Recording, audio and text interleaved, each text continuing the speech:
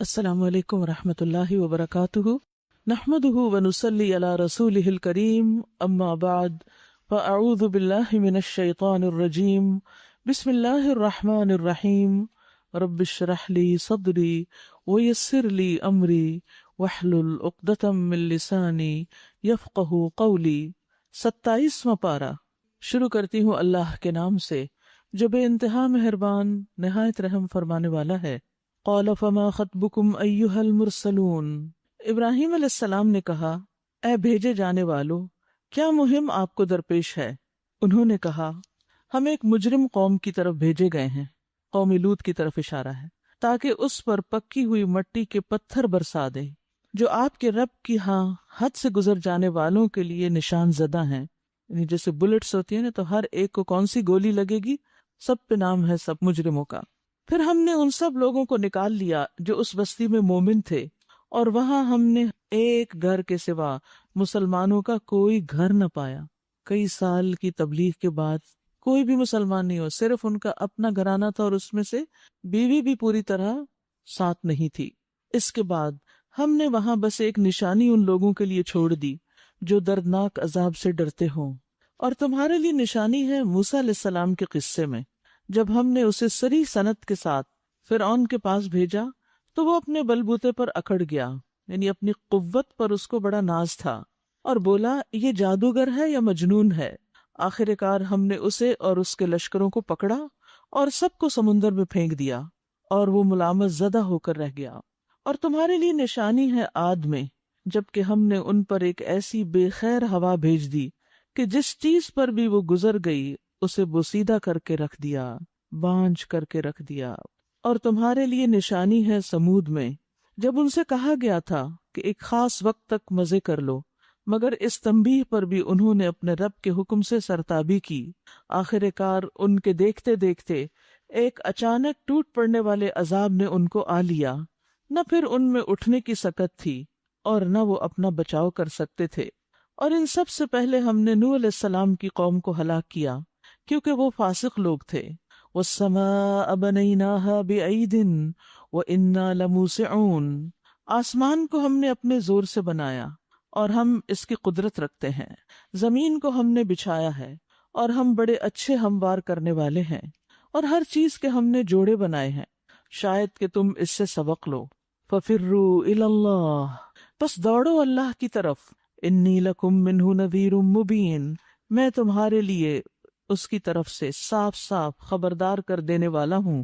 اللہ کی طرف دوڑنے کی بات ہو رہی ہے۔ بھاگنا جو ہے وہ دو قسم کا ہوتا ہے، ایک ہے سعادت مندوں کا بھاگنا، ایک چیز کی طرف بھاگنا، اور دوسرا ہے بدبختوں کا بھاگنا، کسی چیز سے بھاگنا۔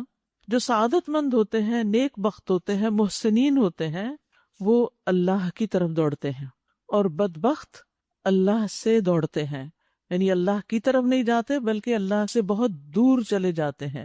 اسی طرح ایک ہے عام لوگوں کا دوڑنا اور ایک ہے خاص لوگوں کا دوڑنا۔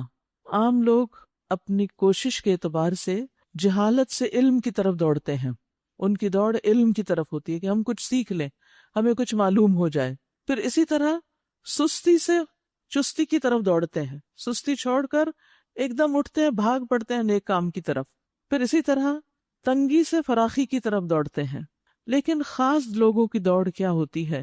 وہ خبر سے مشاہدے کی طرف دوڑتے ہیں، یعنی یقینی علم حاصل کرتے ہیں، علم اور عمل کو پختہ کر کے باطنی خشوع کی طرف دوڑتے ہیں، یعنی اپنے باطن کی طرف توجہ کرتے ہیں۔ صرف ظاہری علم ہی نہیں حاصل کرتے بلکہ یہ دیکھتے ہیں کہ یہ علم ان کے دلوں میں کتنا اتر رہا ہے اور ہمارے دلوں کا حال کیا ہے۔ صرف ظاہری اصلاح نہیں کرتے بلکہ اپنے باطن کی اصلاح کی فکر کرتے ہیں، ذاتی لذتوں کو چھوڑ کر خالص اللہ کی پسند کے کاموں کی طرف دوڑتے ہیں۔ یعنی ان کی دوڑ صرف اتنی نہیں ہوتی کہ اپنی ضروریات زندگی کے لیے دوڑیں، اس کے لیے تو سب دوڑتے ہیں۔ صبح کے وقت آپ نکلے باہر اور دیکھیں ٹریفک کا حال، رات کو نکلیں اور دیکھیں ٹریفک کو، لیکن کبھی اس ٹریفک کے ہجوم میں غور کیا کریں کہ یہ سب کس طرف دوڑ رہے ہیں، کس کام کے لیے دوڑ رہے ہیں، کیا کرنے کے لیے نکلے ہوئے ہیں، اور اپنے اوپر بھی نظر ڈالا کریں کہ میں اس وقت اپنے گھر سے کیوں نکلی ہوں، کہاں جا رہی، کیوں جا رہی۔ تو عموماً ہم لوگوں کا حال یہ ہوتا ہے کہ جتنا ہم دنیا کے کاموں کے لیے اپنی سواریاں دوڑاتے ہیں سارے دن میں، اتنا ہم دین کے کام کے لیے، کسی کی مدد کے لیے، کسی کی خدمت کے لیے، کسی اور کے فائدے کے لیے یا اللہ کو راضی کرنے کے کاموں کے لیے کم ہی دوڑتے ہیں۔ تو خاص بندے اللہ کے، ان کی دوڑ زیادہ سے زیادہ نیکی کے کاموں کی طرف ہوتی ہے۔ اور جو شخص اللہ کی طرف دوڑتا ہے تو پھر اس کا انجام کیا ہوتا ہے؟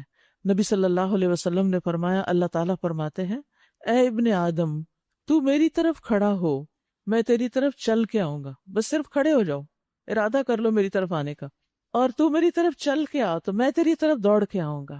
یعنی اگر انسان صرف چلتا بھی ہے اللہ کی طرف، دوڑ نہیں بھی رہا، تو بھی اللہ تعالیٰ اس کی طرف دوڑ کے آتا ہے۔ تو آپ سوچئے، جو دوڑ کر اللہ کی طرف جائے گا پھر اس کا انجام کیا ہوگا، اور اس کے لیے کتنی خوش قسمتی ہے۔ نبی صلی اللہ علیہ وسلم نے فرمایا، اللہ تعالیٰ فرماتا ہے، اگر بندہ مجھ سے ایک بالشت قریب ہو تو میں اس کے 1 گز قریب ہوتا ہوں، اور اگر وہ 1 گز میرے قریب ہوتا ہے تو میں اس کے دونوں ہاتھوں کے پھیلاؤ کے برابر قریب ہوتا ہوں، اور اگر وہ میری طرف چل کے آئے تو میں اس کی طرف دوڑ کر آتا ہوں۔ فَفِرُّوا إِلَى اللَّهِ، تو لوگو اللہ کی طرف دوڑو، اللہ کی اطاعت کے کاموں میں دوڑو۔ اللہ کی طرف دوڑنے کا مطلب کیا ہے؟ نیکی کے کاموں میں دوڑنا۔ پھر فرمایا، وَلَا تَجْعَلُوا مَعَ اللَّهِ إِلَٰهًا آخَرَ، اور نہ بناؤ اللہ کے ساتھ کوئی دوسرا معبود، میں تمہارے لیے اس کی طرف سے صاف صاف خبردار کر دینے والا ہوں۔ یوں ہی ہوتا رہا ہے، ان سے پہلے کی قوموں کے پاس بھی کوئی رسول ایسا نہیں آیا جسے انہوں نے یہ نہ کہا ہو کہ یہ ساحر ہے یا مجنون۔ یعنی سب پیغمبروں کو ایسے لقب دیے گئے، کیا ان سب نے آپس میں اس پر کوئی سمجھوتا کر لیا ہے؟ نہیں، بلکہ یہ سب سرکش لوگ ہیں۔ پس اے نبی صلی اللہ علیہ وسلم، ان سے رخ پھیر لیجئے، آپ پر کچھ ملامت نہیں، یعنی اگر یہ آپ کی بات نہیں مانتے تو آپ سے نہیں پوچھا جائے گا، البتہ نصیحت کرتے رہیے۔ وَذَكِّرْ فَإِنَّ الذِّكْرَى تَنفَعُ الْمُؤْمِنِينَ، کیونکہ نصیحت ایمان لانے والوں کے لیے نفع مند ہے، جن کے اندر ایمان ہوتا ہے وہ نصیحت قبول کر لیتے ہیں۔ وَمَا خَلَقْتُ الْجِنَّ وَالْإِنسَ إِلَّا لِيَعْبُدُونَ، میں نے جن اور انس کو اس کام کے سوا کسی اور کے لیے نہیں پیدا کیا کہ وہ میری بندگی کریں۔ یعنی میں نے جن و انس کو اپنی ہی عبادت کے لیے پیدا کیا۔ ہماری زندگی کا مقصد اللہ کی عبادت، اللہ کی اطاعت ہے، سب سے پہلے اللہ کو راضی کرنا ہے۔ میں ان سے کوئی رزق نہیں چاہتا، اور نہ یہ چاہتا ہوں کہ وہ مجھے کھلائیں۔ یعنی اللہ تعالیٰ کو ہمارے مال و دولت سے کوئی دلچسپی نہیں، جس کے لیے ہم دن رات بھاگتے دوڑتے رہتے ہیں، اللہ تعالیٰ کو اس کی کوئی پرواہ نہیں۔ اللہ تعالیٰ تو یہ دیکھتا ہے کہ یہ میری رضا کے کام میں کتنا دوڑ رہا ہے۔ اللہ تو خود ہی رزاق ہے، بڑی قوت والا اور زبردست۔ بس جن لوگوں نے ظلم کیا ہے ان کے حصے کا بھی ویسا ہی عذاب تیار ہے جیسا انہی جیسے لوگوں کو ان کے حصے کا مل چکا ہے۔ اس کے لیے یہ لوگ مجھ سے جلدی نہ مچائیں، آخر کو تباہی ہے کفر کرنے والوں کے لیے اس روز جس کا انہیں خوف دلایا جا رہا ہے۔ یعنی انسان جب غلط کام کرتا ہے اور اس کی فوری پکڑ نہیں ہوتی تو یہ نہ بھولے کہ پکڑ ہونی ہی نہیں، ہر پکڑ کا ایک وقت مقرر ہے، اور آخرت تو ہے ہی جس سے کوئی بھی بھاگ نہیں سکتا، کوئی غلط کار بھی۔ سورۃ الطور شروع کرتی ہوں اللہ کے نام سے جو بے انتہا مہربان نہایت رحم فرمانے والا ہے۔ والطور وکتاب مسطور فی رق منشور والبیت المعمور، قسم ہے طور کی، کوہ طور، اور ایک ایسی کھلی کتاب کی جو رقیق جلد میں لکھی ہوئی ہے، والبیت المعمور، اور آباد گھر کی۔ یہ بیت معمور کیا ہے؟ رسول اللہ صلی اللہ علیہ وسلم نے فرمایا 7ویں آسمان پر بیت المعمور ہے۔ آپ نے فرمایا، صحیح بخاری کی روایت ہے، مجھے بیت المعمور دکھایا گیا، میں نے جبریل علیہ السلام سے اس کے بارے میں پوچھا تو انہوں نے بتایا کہ یہ بیت المعمور ہے، اس میں 70,000 فرشتے روزانہ نماز پڑھتے ہیں، اور جو اس سے نکل جائے یعنی ایک بار نماز پڑھ کے تو پھر کبھی بھی اس میں داخل نہیں ہوتا، یعنی آخر تک اس کی دوبارہ باری نہیں آئے گی، صرف 1 وزٹ۔ اور اسی کے نیچے بیت اللہ ہے، اور اللہ سبحانہ تعالیٰ کی یہ رحمت اور فضل ہے کہ اس نے اپنے بندوں کو بھی وہاں عبادت کا موقع دیا ہے، وہاں بھی طواف ہوتا ہے اور نماز پڑھی جاتی ہے۔ تو اس کی قسم یہاں کھائی جا رہی ہے، اور اونچی چھت کی اور موجزن سمندر کی کہ تیرے رب کا عذاب ضرور واقع ہونے والا ہے۔ یعنی جس رب نے ان سب چیزوں کو بنایا وہ رب تمہاری حرکتوں سے غافل نہیں، ایک دن پکڑ لے گا، جسے کوئی دفع کرنے والا نہیں۔ وہ اس روز ہوگا جب آسمان بری طرح ڈگمگائے گا، یعنی خوب ہل جائے گا، اور پہاڑ اڑے اڑے پھریں گے۔ تباہی ہے اس روز جھٹلانے والوں کے لیے جو آج کھیل کے طور پر اپنی حجت بازیوں میں لگے ہوئے ہیں، جس دن انہیں دھکے مار مار کر جہنم کی آگ کی طرف لے جایا جائے گا۔ اس وقت ان سے کہا جائے گا کہ یہ وہی آگ ہے جسے تم جھٹلایا کرتے تھے۔ افسحر ھذا ام انتم لا تبصرون، اب بتاؤ یہ جادو ہے یا تمہیں سوجھ نہیں رہا۔ یہاں آپ دیکھیے کہ جہنم کی سزا کس کے لیے بتائی جا رہی ہے؟ ان لوگوں کے لیے جو کھیل کے طور پر بحث و مباحثے میں پڑے ہوئے ہیں، یعنی رسول اللہ صلی اللہ علیہ وسلم ان کو آخرت کی خبر دے رہے ہیں اور وہ اس کے بارے میں چہ میں گوئیاں کر رہے ہیں، بحث کرتے ہیں، کوئی کہتا ہے آئے گی قیامت، کوئی کہتا ہے نہیں آئے گی، اور ان بحثوں کو انہوں نے دل لگی کی مجلسیں بنا لیا ہے۔ تو یاد رکھیے کہ دین میں یہ بات نہایت ناپسندیدہ ہے کہ انسان دینی موضوعات پر بے وجہ کی بحث کرے اور پھر اس پر ہنسی مذاق کرے اور ان چیزوں کو سنجیدگی سے نہ لے۔ اصل میں یہاں دو لفظ استعمال ہوئے، ایک ہے خوض اور ایک ہے یلعبون۔ خوض کہتے ہیں باطل کلام کو، یعنی بیکار کی باتیں جن کی کوئی حقیقت نہیں، اور لعب کہتے ہیں ایک بیکار کوشش، یعنی ان کے پاس نہ تو کوئی فائدہ دینے والا علم تھا اور نہ ہی کوئی نیک عمل تھا۔ یہ باتیں بھی کرتے، کلام بھی کرتے تو بیکار چیزوں میں، اور ان کے اعمال بھی کھیل کود پر مشتمل تھے، یعنی زندگی میں کوئی سنجیدگی تھی ہی نہیں۔ نبی صلی اللہ علیہ وسلم نے فرمایا بے شک اللہ نے تمہارے لیے 3 چیزوں کو ناپسند کیا ہے۔ نمبر 1 ادھر ادھر کی فضول باتیں کرنا، بیکار کلام۔ نمبر 2 مال کو ضائع کرنا، اور نمبر 3 کثرت سے سوال کرنا، چاہے علم کے بارے میں ہو چاہے کسی سے مال کے بارے میں ہو۔ پھر اسی طرح ایک اور جگہ پر آپ نے فرمایا، ابن ماجہ کی روایت ہے، ان قریب لوگوں پر دھوکے اور فریب کے چند سال آئیں گے کہ ان میں جھوٹے کو سچا اور سچے کو جھوٹا، خائن کو امانت دار اور امانت دار کو خائن سمجھا جائے گا، اور رویبضہ قسم کے لوگ گفتگو کریں گے۔ پوچھا گیا یہ رویبضہ کون ہے؟ آپ نے فرمایا معمولی اور کم عقل لوگ جو لوگوں کے عوام الناس کے امور پر بحث مباحثہ کریں گے، یعنی ان کی اپنی کوئی عقل علم کچھ بھی نہیں ہے، کوئی تجربہ بھی نہیں، لیکن باتیں بڑی بڑی کر رہے ہیں اور بیکار کی بحثوں میں الجھے ہوئے ہیں۔ جابر رضی اللہ عنہ کہتے ہیں کہ رسول اللہ صلی اللہ علیہ وسلم نے فرمایا بے شک قیامت کے دن میرے نزدیک تم میں سے سب سے زیادہ محبوب اور قریب بیٹھنے والے لوگ، یعنی نبی صلی اللہ علیہ وسلم کے قریب ترین لوگ وہ ہیں جو بہترین اخلاق والے ہیں، اور سب سے زیادہ ناپسندیدہ اور دور بیٹھنے والے وہ ہیں، یعنی ہوں گے تو آپ کی مجلس میں لیکن پیچھے دور، وہ جو زیادہ باتیں کریں، یعنی بیکار میں، بلا سوچے سمجھے بلا احتیاط بولنے والے اور تکبر کرنے والے۔ صحابہ نے عرض کیا یا رسول اللہ صلی اللہ علیہ وسلم بہت باتونی اور زبان دراز کا تو ہمیں علم ہے، لیکن یہ متفحق کون ہے؟ آپ نے فرمایا تکبر کرنے والا۔ تو اس میں ایک سرسار کا لفظ استعمال ہوا ہے، بہت باتونی، اور دوسرے متشدق، جو دوسرے کو بولنے ہی نہ دے، بس بولے چلے جائے۔ تو یاد رکھیے کسی بھی شخص سے ملاقات کا ایک ادب ہوتا ہے، اور وہ کیا ہے کہ آپ بھی بات کریں اور دوسرے کو بھی موقع دیں۔ لیکن عموماً دیکھا گیا ہے کہ جب ایک شخص بات کرنا شروع کرتا ہے تو وہ بولتا ہی چلا جاتا ہے، اور جو اس کے دل میں ہو صرف وہ سنانا چاہتا ہے، اور سامنے والا کیا کہنا چاہتا ہے اسے اس کی کوئی پرواہ نہیں۔ اس کو تو بس اس سے غرض ہے کہ میں کیا کہوں، میری سن لی جائے اور دوسرے کو بولنے نہ دے۔ یہ بھی کوئی اچھے اخلاق کی علامت نہیں ہے۔ اچھا اخلاق کیا ہے کہ آپ توجہ سے سنیں، ضرورت کی بات کریں، لیکن جب کوئی بات کرنا چاہے تو اس کو بھی موقع دیں، اس کا بھی حق ہے۔ تو کثرت کلام جو ہے ویسے ہی ناپسندیدہ ہے، کیونکہ جتنی باتیں زیادہ ہوں گی اتنی ہی غلطیاں، ٹنگ سلپس بھی زیادہ ہوتی چلی جائیں گی۔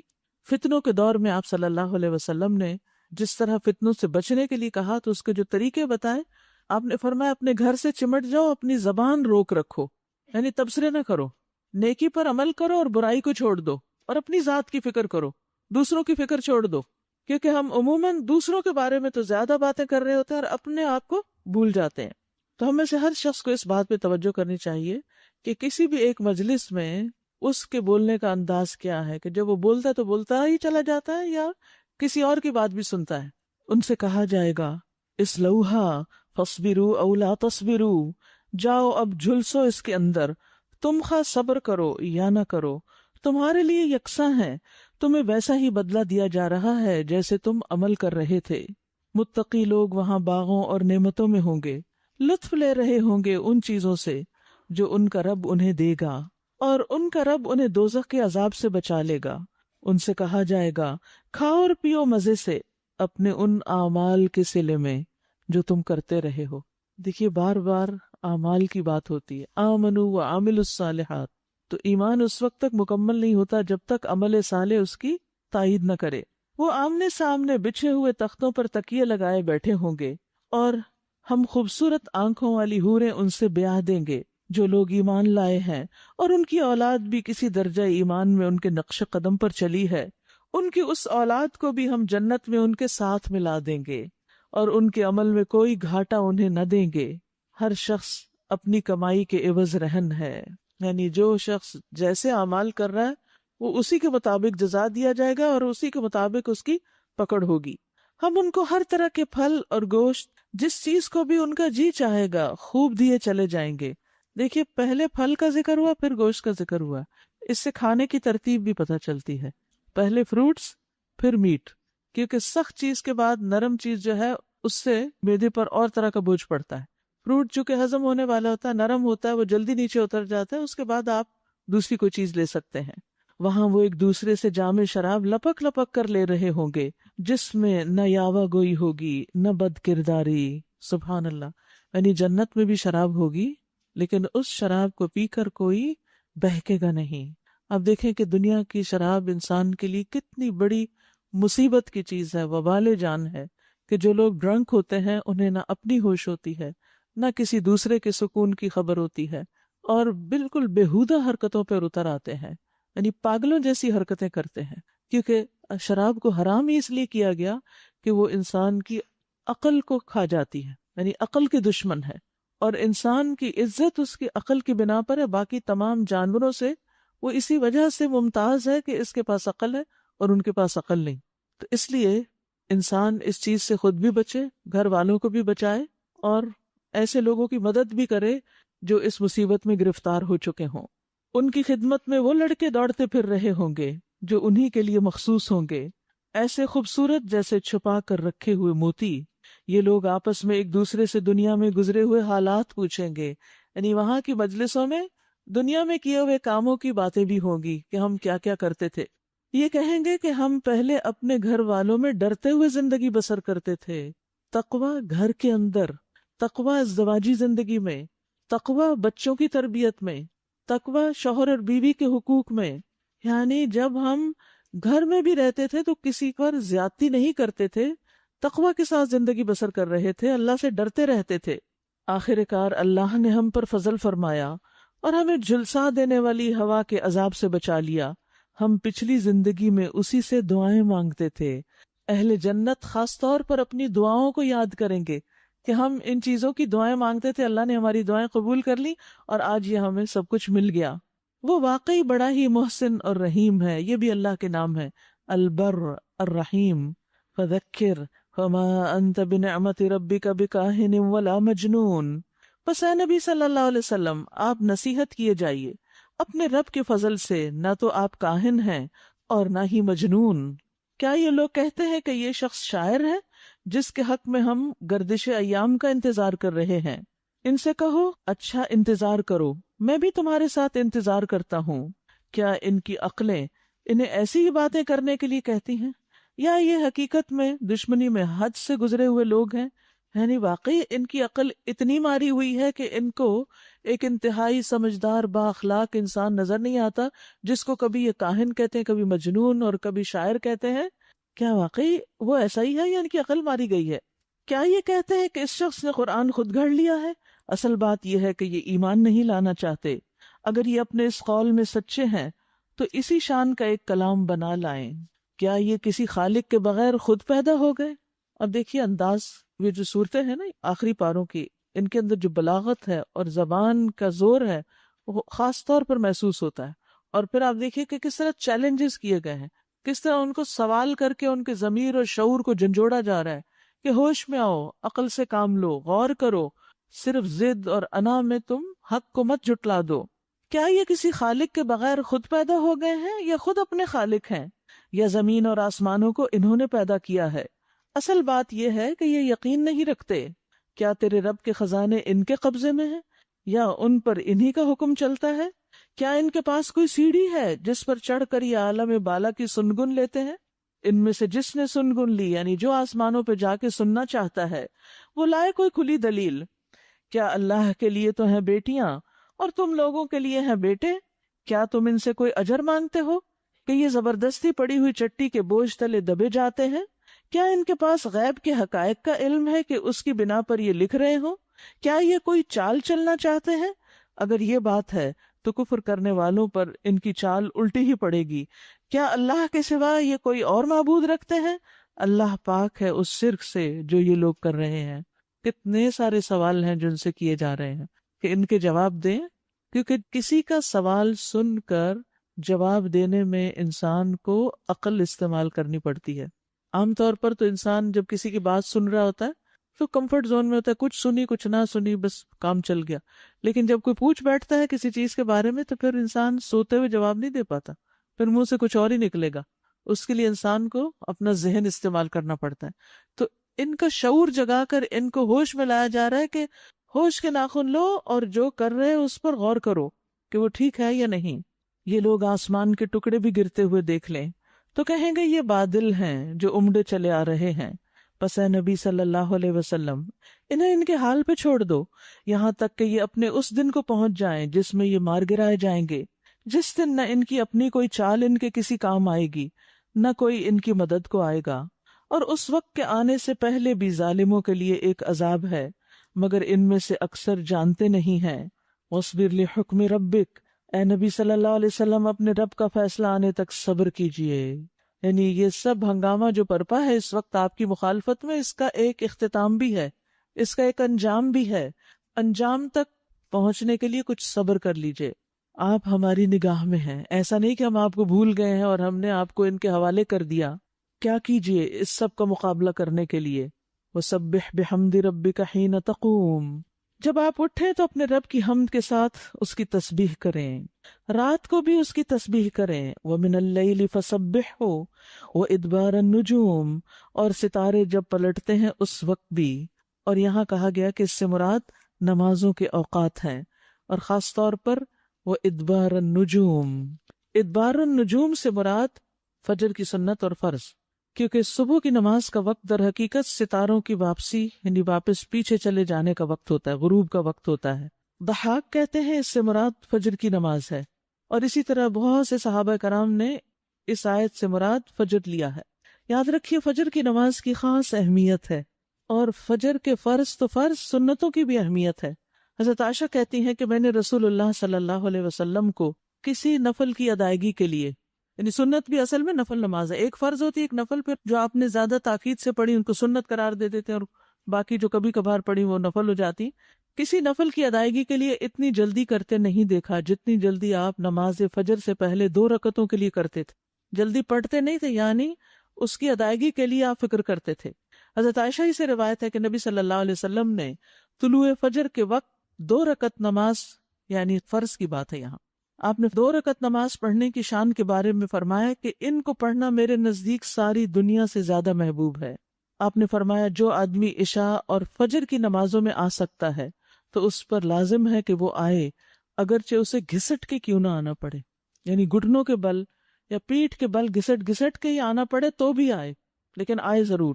کیوں؟ اس لیے کہ جو شخص فجر کی نماز پڑھتا ہے وہ اللہ کی حفاظت میں آ جاتا ہے۔ رسول اللہ صلی اللہ علیہ وسلم نے فرمایا جس نے صبح کی نماز پڑھی پس وہ اللہ کے ذمے میں ہے، اللہ کی حفاظت میں ہے، اللہ کے ذمے ہو گیا۔ پس اللہ تم سے اپنی حفاظت کے بارے میں کسی چیز کا مطالبہ نہ کرے۔ کیا مطلب ہے اس کا؟ یعنی جو اللہ کے ذمے ہے اس پر کوئی ظلم نہ کرے، اور ظلم کر کے اللہ کے سامنے جواب دہ نہ ہو، اس لیے کہ جس سے اللہ پوچھے گا، مطالبہ کرے گا، یقیناً اسے اپنی گرفت میں لے لے گا اور لے کر منہ کے بل جہنم میں پھینک دے گا۔ اس سے کیا بات پتہ چلتی ہے کہ جو شخص فجر کی نماز کی حفاظت کرتا ہے وہ اللہ کے قریب ہو جاتا ہے، اللہ کی حفاظت میں ہو جاتا ہے۔ کسی کو حق نہیں کہ اس پر ظلم اور زیادتی کرے۔ جو اس شخص پر زیادتی کرے گا جو فجر پڑھتا ہے تو وہ دراصل اس ذمے میں خیانت کر رہا ہے جس کو اللہ نے اپنے ذمے لیا ہے، اور پھر قیامت کے دن اللہ تعالیٰ ایسے شخص کو پکڑے گا۔ یعنی فجر پڑھنے والے کی عزت اور احترام لازم ہے، کیونکہ صرف مومن ہی اس کی پابندی کرتا ہے۔ بہت سے لوگوں کے لیے فجر کی نماز بڑی بھاری ہوتی ہے، وہ ایک خاص وقت سے پہلے نہیں اٹھتے۔ کچھ لوگوں کی اکثر ہی قضا ہو جاتی ہے، وہ چونکہ دیر سے سوتے ہیں تو صبح اٹھ نہیں پاتے، تو ان کی حفاظت اللہ کے ذمے پہ نہیں ہے۔ تو اس لیے بہت ہی فکر کرنی چاہیے کہ فجر کی نماز قضا نہ ہو، یعنی کوئی باقی کر لیں، نہیں، کیونکہ باقی تو پھر ہم جاگ ہی رہے ہوتے ہیں نا، تو اذان بھی سنائی دے دیتی ہے اور وقت بھی پتہ چل رہا ہوتا ہے، اور دوسروں کو بھی ہم دیکھتے ہیں پڑھ رہے ہیں تو پڑھ ہی لیتے ہیں۔ لیکن فجر کی چونکہ ایک ذمہ داری ہوتی ہے اٹھنے کی بھی، اور پھر وقت پر اٹھنے کی، اور پھر مسجد میں جانے کی، تو اس لحاظ سے اس کی حفاظت بہت ضروری ہے، اور فجر پڑھنے والا شام تک اللہ کی حفاظت میں ہوتا ہے۔ اس میں ایک واقعہ بھی آتا ہے احادیث کی کتابوں میں۔ عامش کہتے ہیں کہ سالم بن عبداللہ بن عمر، ابن عمر کے کیا لگے بیٹے اور حضرت عمر کے پوتے، یہ حجاج کے پاس بیٹھے ہوئے تھے۔ حجاج کے بارے میں سب جانتے ہیں کہ بہت ظلم کرتا تھا، تو حجاج نے ان سے کہا اٹھو اور فلاں آدمی کی گردن مار دو، تو سالم نے تلوار اٹھا لی کیونکہ اس کا حکم تھا مارنے کا، اور اس آدمی کو پکڑا اور محل کے دروازے کی طرف چل پڑا۔ تو ان کے والد ابن عمر نے ان کو دیکھ لیا جب وہ اس آدمی کو باہر لے کے جا رہے تھے، تو انہوں نے کہا کہ کیا یہ واقعی ایسا کرنے جا رہا ہے؟ انہوں نے 2-3 بار یہ بات دہرائی، پھر باہر لا کر سالم نے اس سے پوچھا کیا تم نے فجر کی نماز پڑھی ہے؟ یعنی جس کو مارنے کا حکم تھا، کہا تم نے فجر کی نماز پڑھی ہے؟ اس نے کہا ہاں۔ سالم نے کہا پھر تم جس راستے سے جانا چاہتے ہو چلے جاؤ، اور وہ واپس آئے اور تلوار پھینک دی۔ حجاج نے ان سے پوچھا کیا تم نے اس کی گردن اڑا دی؟ انہوں نے جواب دیا نہیں۔ حجاج نے پوچھا کیوں؟ سالم نے جواب دیا میں نے اپنے والد کو یہ کہتے ہوئے سنا ہے کہ رسول اللہ صلی اللہ علیہ وسلم نے فرمایا جس نے فجر کی نماز ادا کی وہ اللہ کی حفاظت میں ہے یہاں تک کہ شام ہو جائے۔ تو ان کے والد نے ان سے کہا کہ سمجھدار رہو، میں نے تمہارا نام اسی لیے سالم رکھا کہ تم سلامت رہو، یعنی اللہ کے ذمے کے اندر خیانت نہ کرو۔ تو بہرحال اس سے یہ پتہ چلتا ہے کہ انسان سے بڑے بڑے حادثے، بڑی بڑی مصیبتیں ٹل جاتی ہیں جب وہ فجر کی نماز کی حفاظت کرتا ہے۔ اب تو الحمدللہ ہر شخص کے موبائل پر الارم ہوتا ہے، اور موبائل ہر شخص کے سرہانے ہوتا ہے، تو کوئی بھی یہ نہیں کہہ سکتا کہ میں صبح نہیں اٹھ پایا۔ 1 نہیں 2 3 الارم لگا لیں، 5 منٹ کے وقفے پہ رکھ لیں اس کو، کیونکہ جو شخص یہ 2 نمازیں پڑھے گا، بخاری میں آتا ہے وہ جنت میں داخل ہوگا۔ ایک اور روایت میں آتا ہے وہ آدمی ہرگز دوزخ میں نہیں جائے گا جس نے سورج نکلنے سے پہلے اور سورج کے غروب ہونے سے پہلے نماز پڑھی، یعنی فجر اور عصر کی۔ اور پھر آپ نے فرمایا ان نمازوں میں سستی نہ کرو اگر تم اللہ کا دیدار کرنا چاہتے ہو، اس طرح کہ جیسے تم 14ویں کے چاند کو دیکھتے ہو، اور تمہیں کوئی دھکم پیل کا بھی واسطہ نہیں پڑے گا، یعنی جو ان نمازوں کی حفاظت کرتا ہے وہ اللہ کے دیدار کے قابل ہوگا۔ اور پھر بعض اوقات لوگ رات قیام کرتے رہتے ہیں، آخری سے میں سو کے فجر قضا کر دیتے ہیں، کیا ہے تہجد کے لیے اٹھے تھے وہ آنکھ نہیں پھر کلی فجر کے لیے، تو یہ نہیں ہونا چاہیے۔ عمر رضی اللہ عنہ کہتے ہیں میں صبح کی نماز با جماعت پڑھوں یہ مجھے اس سے زیادہ محبوب ہے کہ میں ساری رات قیام کروں، ساری رات کے نوافل سے زیادہ محبوب ہے کہ فجر کی نماز جماعت کے ساتھ۔ ہاں منافق پر فجر کی نماز بھاری ہوتی ہے، تو منافقت سے نکلنے کے لیے، نفاق سے نکلنے کے لیے اس نماز کی پابندی ضروری ہے۔ ابی بن کعب کہتے ہیں ایک روز رسول اللہ صلی اللہ علیہ وسلم نے ہمیں صبح کی نماز پڑھائی، اس کے بعد فرمایا کیا فلاں حاضر ہے؟ لوگوں نے کہا نہیں۔ آپ نے پوچھا کیا فلاں آیا ہے؟ لوگوں نے کہا نہیں۔ آپ نے فرمایا بلا شبہ یہ 2 نمازیں منافقوں پر سب سے بھاری ہیں، سب نمازوں سے زیادہ بھاری، یعنی فجر اور عشاء، اور اگر تمہیں معلوم ہو کہ ان میں کیا کچھ اجر و ثواب ہے تو تم ان میں ضرور آؤ، خواہ گھٹنوں کے بل ہی کیوں نہ آنا پڑے۔ تو اس لیے خود بھی اور اپنے گھر والوں کو بھی، اپنے بچوں کو بھی اس کا پابند کریں تاکہ وہ اللہ کی حفاظت میں رہیں۔ سورۃ النجم شروع کرتی ہوں اللہ کے نام سے جو بے انتہا مہربان نہایت رحم فرمانے والا ہے۔ والنجم اذا ہوا، قسم ہے تارے کی جب کہ وہ غروب ہوا۔ ما ضل صاحبکم وما غوا، تمہارا ساتھی نہ بھٹکا ہے نہ بہکا ہے، یعنی محمد صلی اللہ علیہ وسلم انہوں نے اپنا راستہ نہیں کھو دیا، وہ ہدایت پر ہیں، اور وہ بہکے نہیں ہیں، وہ تمہیں صحیح راہ دکھا رہے ہیں۔ یہاں آپ دیکھیے کہ نجم ستارے کی پہلے بات کی گئی کہ ستارے کے غروب ہونے کے منظر کو دیکھو جو نیچے چلا جاتا ہے۔ ستارے آسمان کی زینت ہیں اور وحی زمین والوں کی زینت ہے، یعنی وحی کی صحت پر اللہ نے ستارے کی قسم کھائی ہے، اور ان دونوں کے درمیان ایک خوبصورت مناسبت ہے۔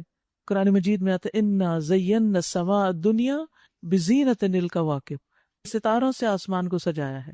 اسی طرح اللہ نے وحی کے ذریعے زمین کو زینت دی ہے کہ زمین پہ جو رہنے والے ہیں یعنی انسان، جب وہ اس وحی الہی کے مطابق زندگی بسر کرتے ہیں تو زمین خوبصورت ہو جاتی ہے، نہ انسانوں پر ظلم ہوتا ہے، نہ حیوانوں پر ہوتا ہے، اور نہ درختوں پر ہوتا ہے، ہر ایک کو اس کا حق ملتا ہے۔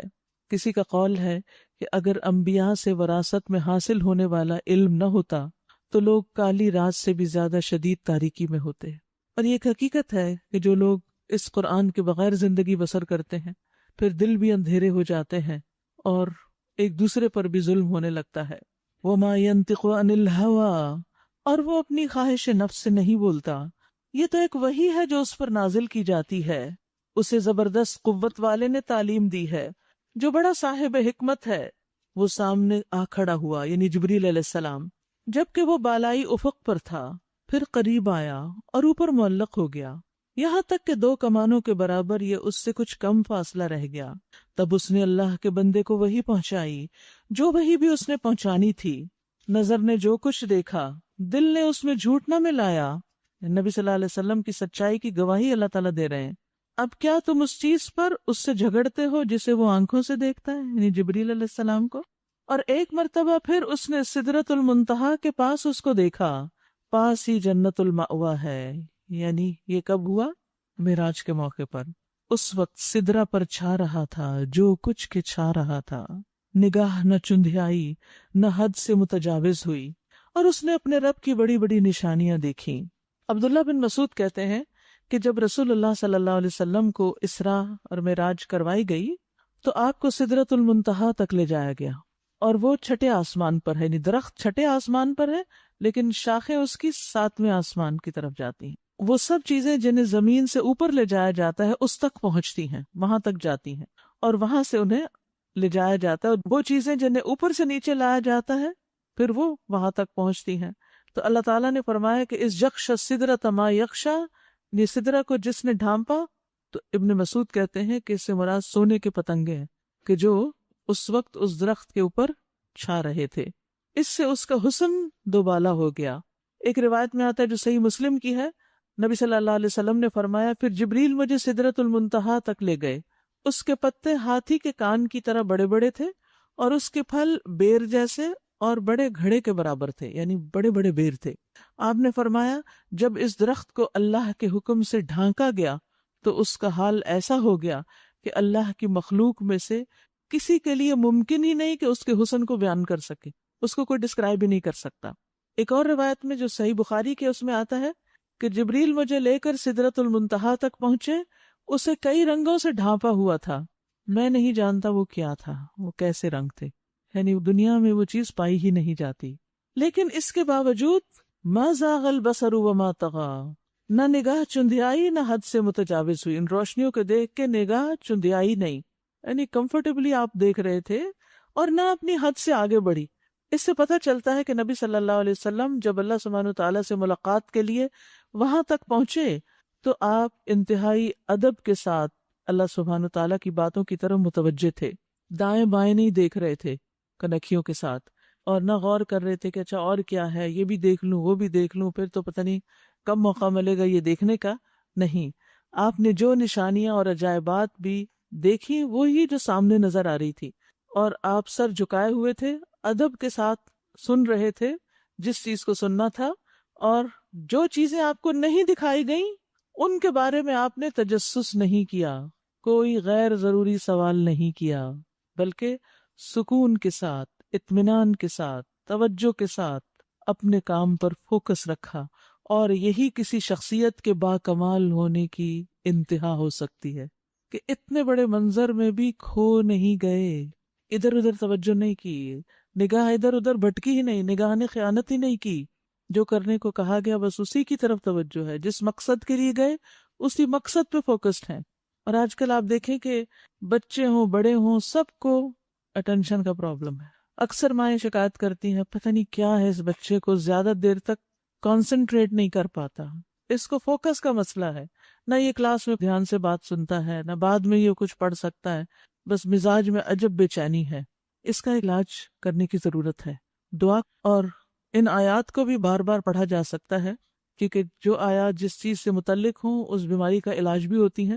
ہمیں بھی دیکھنا چاہیے کہ جب ہم کسی خاص جگہ پر جاتے ہیں، مثلا کسی کے گھر ہی جاتے ہیں، اس نے مثلا ہمیں درس کے لیے بلایا کہ آئیں آپ یہاں بیٹھ کے درس سنیں، تو ہمارا کیا کام ہے کہ جہاں وہ بٹھائیں وہاں بیٹھیں، یا پریمیسز میں ادھر ادھر گھومنا شروع کر دیں اور پھر بلا وجہ سوال شروع کر دیں گھر والے سے کہ یہ آپ نے کہاں سے خریدا تھا، یہ کہاں سے لیا؟ یعنی گئے ہیں آپ ایک کام سے اور توجہ آپ کی اور دنیا کی چیزوں کی طرف ہے۔ تو اس سے بچنا چاہیے۔ ایسے سوال دوسرے کو اریٹیٹ بھی کرتے ہیں، غیر ضروری سوال، اور یہ علم نافع نہیں ہوتا کہ جس چیز کا آپ کا مقصد نہیں آپ اس چیز میں پڑ گئے، اور جس کام کے لیے آئے وہ آپ بھول ہی گئے۔ تو اصل کام پر توجہ رکھنا بے حد ضروری ہے۔ اور اس نے اپنے رب کی بڑی بڑی نشانیاں دیکھیں۔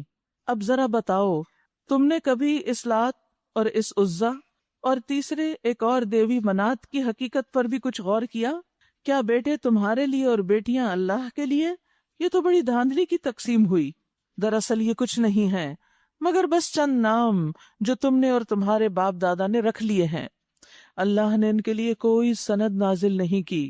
حقیقت یہ ہے کہ لوگ محض وہم و گمان کی پیروی کر رہے ہیں اور خواہشات نفس کے مرید بنے ہوئے ہیں، حالانکہ ان کے رب کی طرف سے ان کے پاس ہدایت آ چکی ہے۔ کیا انسان جو کچھ چاہے اس کے لیے وہی حق ہے؟ یعنی اس کی خواہشات ہی بس پوری ہوتی جائیں؟ ہم دنیا میں کیا چاہتے ہیں کہ جو ہم مانگے ہمیں مل جائے، جو دعا مانگے وہ قبول ہو جائے، جس چیز پہ ہاتھ رکھے وہ ہماری ہو جائے، لامتنا ہی خواہشات۔ تو ایسا تو نہیں ہوتا نا۔ فَلِلَّهِ الْآخِرَةُ وَالْأُولَى، دنیا اور آخرت کا مالک تو اللہ ہی ہے، لہٰذا ملے گا تمہیں وہی کچھ جو اللہ چاہے گا، جو وہ دے گا۔ آسمانوں میں کتنے ہی فرشتے موجود ہیں، ان کی سفارش کچھ بھی کام نہیں آ سکتی جب تک کہ اللہ کسی ایسے شخص کے حق میں اس کی اجازت نہ دے جس کے لیے وہ کوئی عرضداشت سننا چاہے اور اس کو پسند کرے۔ مگر جو لوگ آخرت کو نہیں مانتے وہ فرشتوں کو دیویوں کے ناموں سے موسوم کرتے ہیں، حالانکہ اس معاملے میں انہیں کوئی علم حاصل نہیں ہے، وہ محض گمان کی پیروی کر رہے ہیں، اور گمان حق کی جگہ کچھ بھی کام نہیں دے سکتا۔ یعنی انسان کو اپنے اعمال کی بنیاد علم حقیقی صحیح علم پر رکھنی چاہیے، نہ کہ وہم و گمان کی بنا پر کہ لوگ کہتے ہیں وہ میں نے سنا تھا۔ نہیں، یہ طریقہ نہیں ہوتا زندگی بسر کرنے کا۔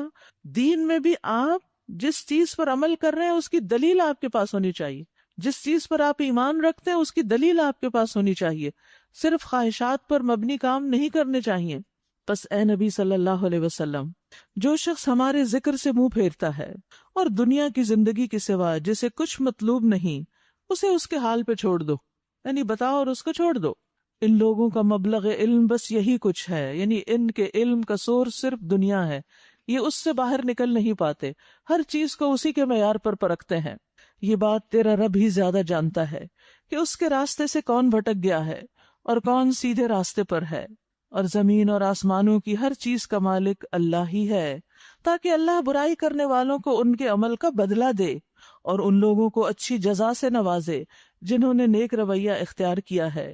کون ہے نیک رویہ اختیار کرنے والے؟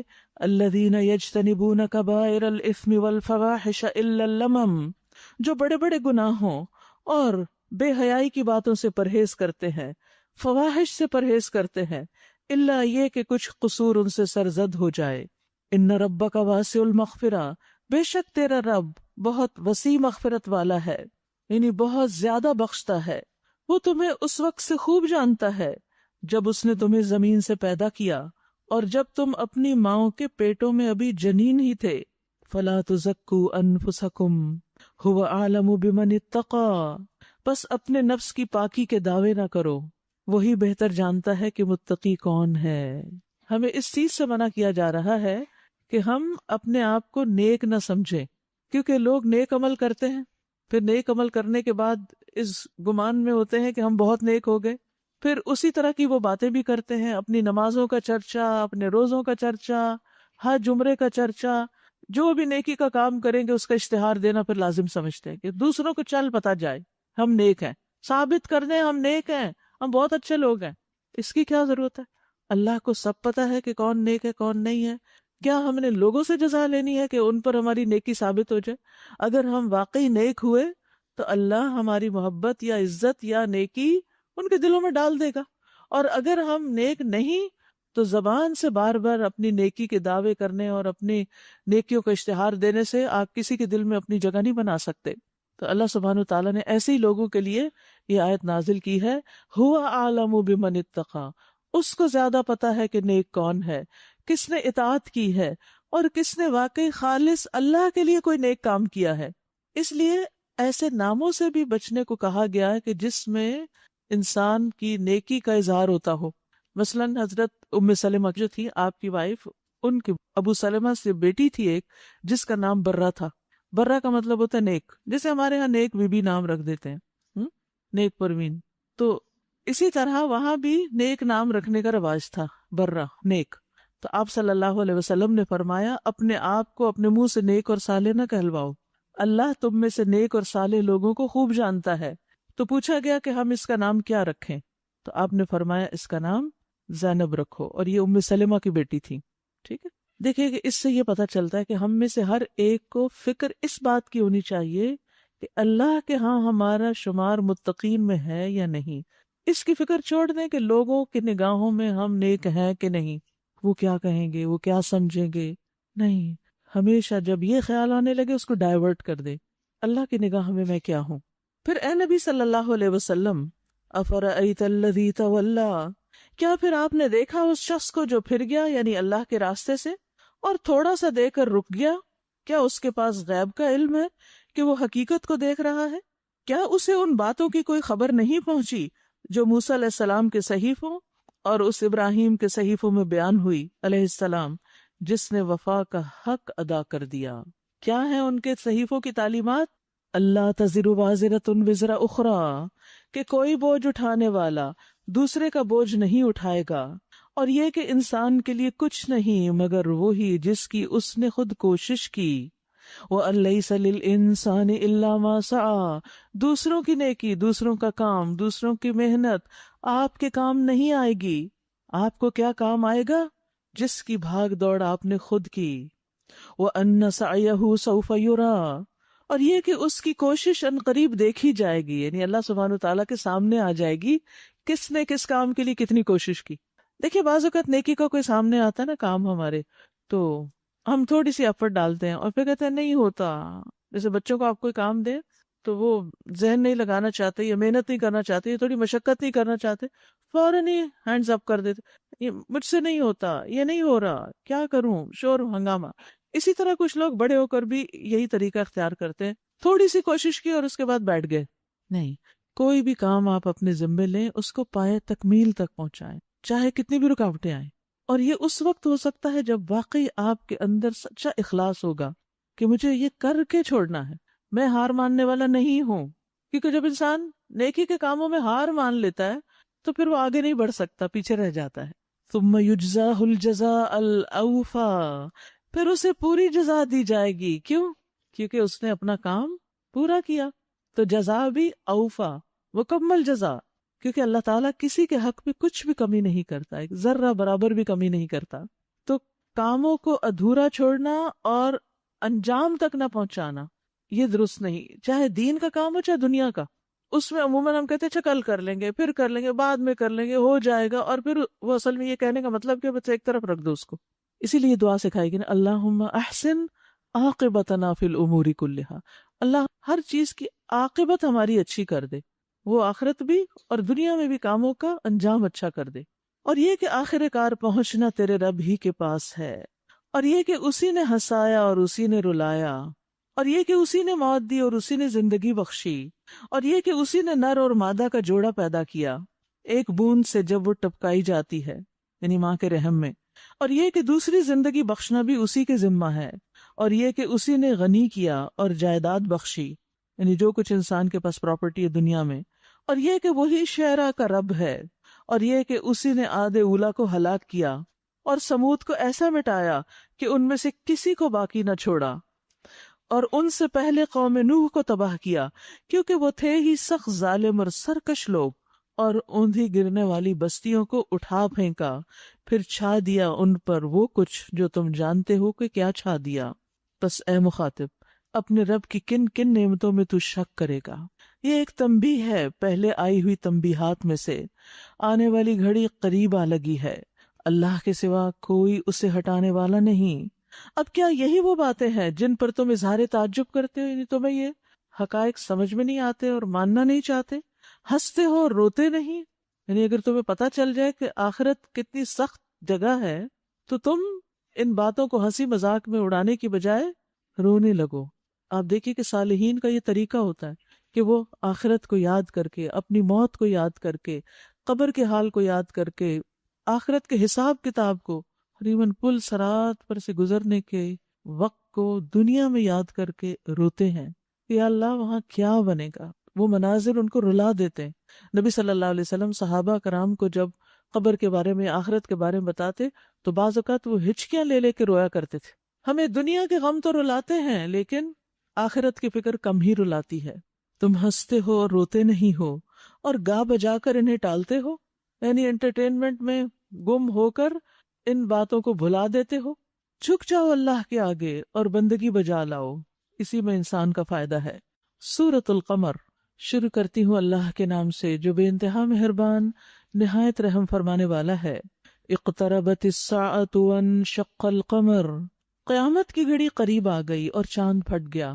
یہ نبی صلی اللہ علیہ وسلم کا ایک معجزہ بھی تھا کہ آپ صلی اللہ علیہ وسلم نے چاند کی طرف اشارہ کیا، اس کے دو ٹکڑے ہوئے، ایک طرف گیا اور دوسرا دوسری طرف، اور پھر وہ باہم مل گئے۔ مگر ان لوگوں کا حال یہ ہے کہ خواہ کوئی نشانی دیکھیں یہ منہ موڑ جاتے ہیں اور کہتے ہیں یہ تو چلتا ہوا جادو ہے، یعنی ہماری نگاہوں کو کچھ کر دیا گیا ہے۔ انہوں نے اس کو بھی جھٹلا دیا اور اپنی خواہشات نفس ہی کی پیروی کی۔ ہر معاملے کو آخر کار ایک انجام پر پہنچ کر رہنا ہے۔ ان لوگوں کے سامنے پچھلی قوموں کے وہ حالات آ چکے ہیں جن میں سرکشی سے باز رکھنے کے لیے کافی سامان عبرت ہے، ایسی حکمت جو نصیحت کے مقصد کو بدرجہ اتم پورا کرتی ہے۔ یہاں پر آپ دیکھیے کہ لوگوں کے رویے کا ذکر کیا جا رہا ہے کہ جب ان کے سامنے حق آیا تو انہوں نے اس کو جھٹلا دیا۔ کیوں؟ وَاتَّبَعُوا أَهْوَاءَهُمْ، اپنی خواہشات کی پیروی کی۔ تو اس سے پتہ یہ چلتا ہے کہ خواہش پرستی جو ہوتی ہے وہ حق کو جھٹلانے کا سبب بن جاتی ہے، وہ حق کو جھٹلانا آسان کر دیتی ہے۔ کیونکہ انسان جب خواہشات کے پیچھے چلتا ہے نا تو انسان کے اندر ایک نحوست سی پیدا ہو جاتی، بہت زیادہ انسان دنیا میں جب مصروف ہو جاتا ہے تو اندر ایک عجیب سی سستی اور ایک عجیب سی غفلت پیدا ہو جاتی، اور پھر ایسی غفلت میں جب کسی کو کوئی نصیحت کی جاتی ہے تو وہ اس کو قبول نہیں کرتا، ہدایت اور بھلائی کو وہ دیکھ نہیں پاتا اور پھر اس کا وہ انکار کر دیتا ہے۔ تو یاد رکھیے کہ ہر عمل انسان کو کہیں نہ کہیں پہنچا کے رہے گا۔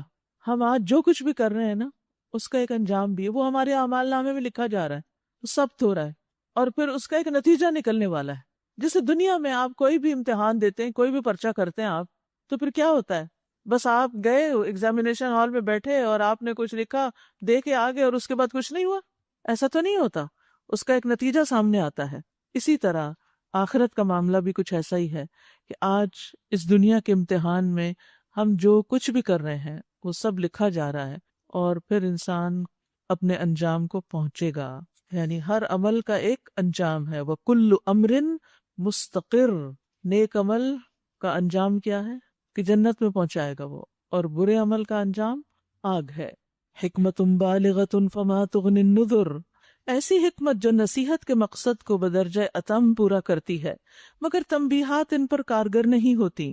پس اے نبی صلی اللہ علیہ وسلم ان سے رخ پھیر لیجئے، جس روز پکارنے والا ایک سخت ناگوار چیز کی طرف پکارے گا، لوگ سہمی ہوئی نگاہوں کے ساتھ اپنی قبروں سے اس طرح نکلیں گے گویا وہ بکھری ہوئی ٹڈیاں ہیں، اچھل اچھل کے باہر نکل رہے ہوں گے، پکارنے والے کی طرف دوڑے جا رہے ہوں گے۔ یعنی جب سور پھونکا جائے گا تو انسان خوف زدہ ہو کر قبروں سے نکل کر جس طرف بلایا جائے گا اس طرف چل پڑیں گے، اور وہی منکرین جو دنیا میں اس کا انکار کرتے تھے وہ کیا کہیں گے؟ یقول الکافرون ھذا یوم عسر، وہ کہیں گے یہ دن تو بڑا ہی مشکل دن ہے، بڑا کٹھن دن ہے، بہت مشکل دن۔ اور یہ ایک حقیقت ہے، قیامت کا دن، یوم القیامہ، ایک مشکل دن ہے، لیکن یاد رکھیے کہ مومنوں کے لیے آسان ہوگا۔ نبی صلی اللہ علیہ وسلم نے اس دن کے بارے میں فرمایا کہ اس کی مقدار 50,000 سال کے برابر ہے، لیکن یہ مدت مومن کے لیے معمولی ہو جائے گی، اس کو لمبی نہیں لگے گی۔ اب دیکھیں دنیا میں بھی جو اچھا وقت ہوتا ہے وہ جلدی گزر جاتا ہے، جب کو آپ اچھا کام کر رہے ہوتے ہیں جس میں آپ کا دل لگ رہا ہوتا ہے تو پتہ ہی نہیں چلتا وقت کا. لیکن اگر انسان بیمار ہو جائے یا تکلیف ہو، کسی کے داندھ میں درد ہو جائے، سر میں درد ہو جائے، تو وقت ہے کہ گزر ہی نہیں پاتا. آپ نے فرمایا یہ مدت مومن کے لیے بڑی معمولی ہوگی، جیسے کہ سورج ڈھلنے سے غروب ہونے کا وقت ہوتا ہے. اسی طرح مومن پر مشقت بھی کم ہوگی. آپ نے فرمایا کہ اس وقت سب لوگ پسینے کی لگام منہ میں ڈالے ہوئے ہوں گے، اور رہے مومن تو ان پر وہ زکام کی طرح ہوگا. جیسے دنیا میں فلو ہو جاتا ہے تو اسی طرح وہاں بھی تھوڑی بہت تکلیف ہوگی، اور کافر پر موت جیسی کیفیت طاری ہو جائے گی. یعنی جان نکلنے کے وقت جو اذیت ہوتی ہے کافر پر، اس طرح کی اذیت ہوگی. کذبت قبلہم قوم نوح فکذبوا عبدنا وقالوا مجنون وازدجر. ان سے پہلے نوح علیہ السلام کی قوم جھٹلا چکی ہے، انہوں نے ہمارے بندے کو جھوٹا قرار دیا اور کہا یہ دیوانہ ہے، اور وہ بری طرح جھڑکا گیا. اللہ کا پیغمبر، معزز انسان، عام لوگوں کے ہاتھوں ڈانٹ پلایا جا رہا ہے کیونکہ وہ اللہ کی بات کرتا ہے. کیسی کیسی باتیں سنی ہیں لوگوں نے اللہ کی خاطر. آج ہم اگر ارادہ کر بھی لیں کہ دین کا کوئی کام کریں گے کسی جوش جذبے سے، تو چھوٹی سی بات دوسرے کی برداشت نہیں کر سکتے اور فوراً اس راستے کو چھوڑنے کا سوچنے لگتے ہیں. آخر کار اس نے اپنے رب کو پکارا کہ میں مغلوب ہو چکا ہوں، اب تو ہی ان سے انتقام لے. تب ہم نے موسلا دھار بارش سے آسمان کے دروازے کھول دیے اور زمین کو پھاڑ کر چشموں میں تبدیل کر دیا. نیچے سے بھی پانی ابل رہا ہے، اوپر سے بھی برس رہا ہے، اور یہ سارا پانی اس کام کو پورا کرنے کے لیے مل گیا جو مقدر ہو چکا تھا. یعنی نیچے اور اوپر سے پانی ایک ہو گیا اور طوفان آ گیا، سیلاب آ گیا. اور نوح علیہ السلام کو ہم نے ایک تختوں اور کیلوں والی پر یعنی کشتی پر سوار کر دیا جو ہماری نگرانی میں چل رہی تھی. یہ تھا بدلہ اس شخص کا جس کی ناقدری کی گئی تھی، یعنی جس کو ڈانٹا گیا تھا اللہ نے اس کا بدلہ لے لیا. اس کشتی کو ہم نے ایک نشانی بنا کر چھوڑ دیا. اب دیکھیے کشتی کی جہاں بھی بات ہوئی اس کو ایک نشانی کہا گیا، اور دیکھیے اس دور میں وہ نشانی سامنے آ ہی گئی ہے. پھر کیا ہے کوئی نصیحت قبول کرنے والا؟ فَكَيْفَ كَانَ عَذَابِي وَنُذُرْ.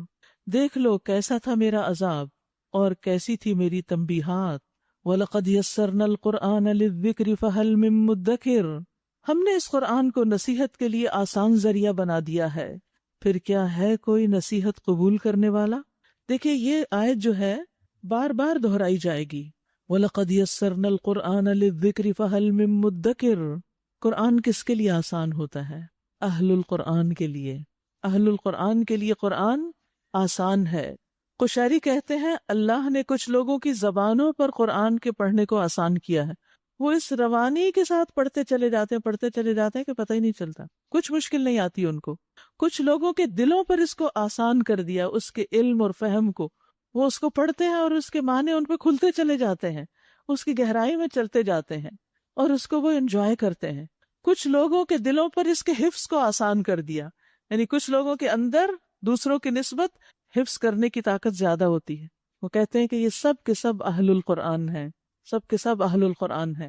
تو اس لیے آپ پریشان نہ ہوا کریں مجھے یاد نہیں ہوتا، میں میمورائز نہیں کر سکتی.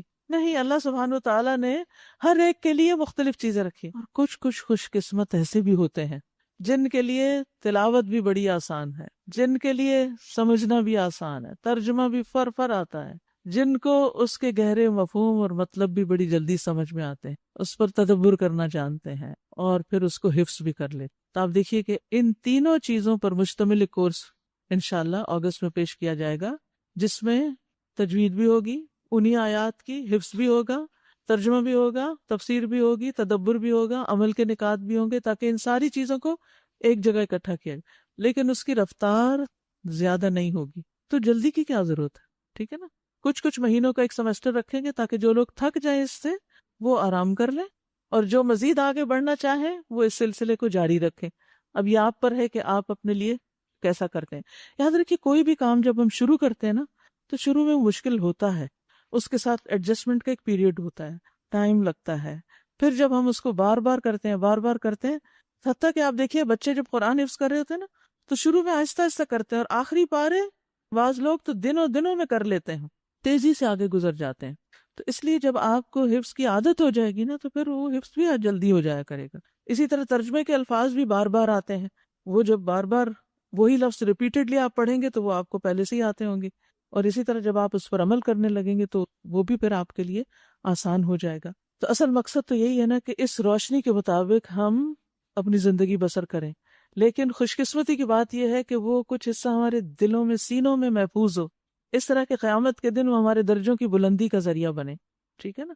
یاد رکھیے، اللہ کی کتاب آسان ہے بنسبت لوگوں کی باتوں کی. کسی بھی علم کی کتاب آپ پڑھیں، ایک دفعہ پڑھنے سے سمجھ نہیں آئے گی، لیکن اللہ کی کتاب آپ پڑھتے چلے جاتے ہیں، اور کوئی جگہ ہوتی ہے جہاں رکتے اور ایک دفعہ آپ کو پتہ چل جائے تو دوبارہ اس کو بس آپ پھر اسے صرف دیکھنے سے ہی آپ کو سمجھ میں آنے لگتا ہے کہ یہ کلام مجھ سے کیا کہہ رہا ہے. اس لیے ہمیں اپنی زندگی کا کچھ حصہ اس کے ساتھ ضرور گزارنا چاہیے. عاد نے جھٹلایا تو دیکھ لو کہ کیسا تھا میرا عذاب اور کیسی تھی میری تنبیہات.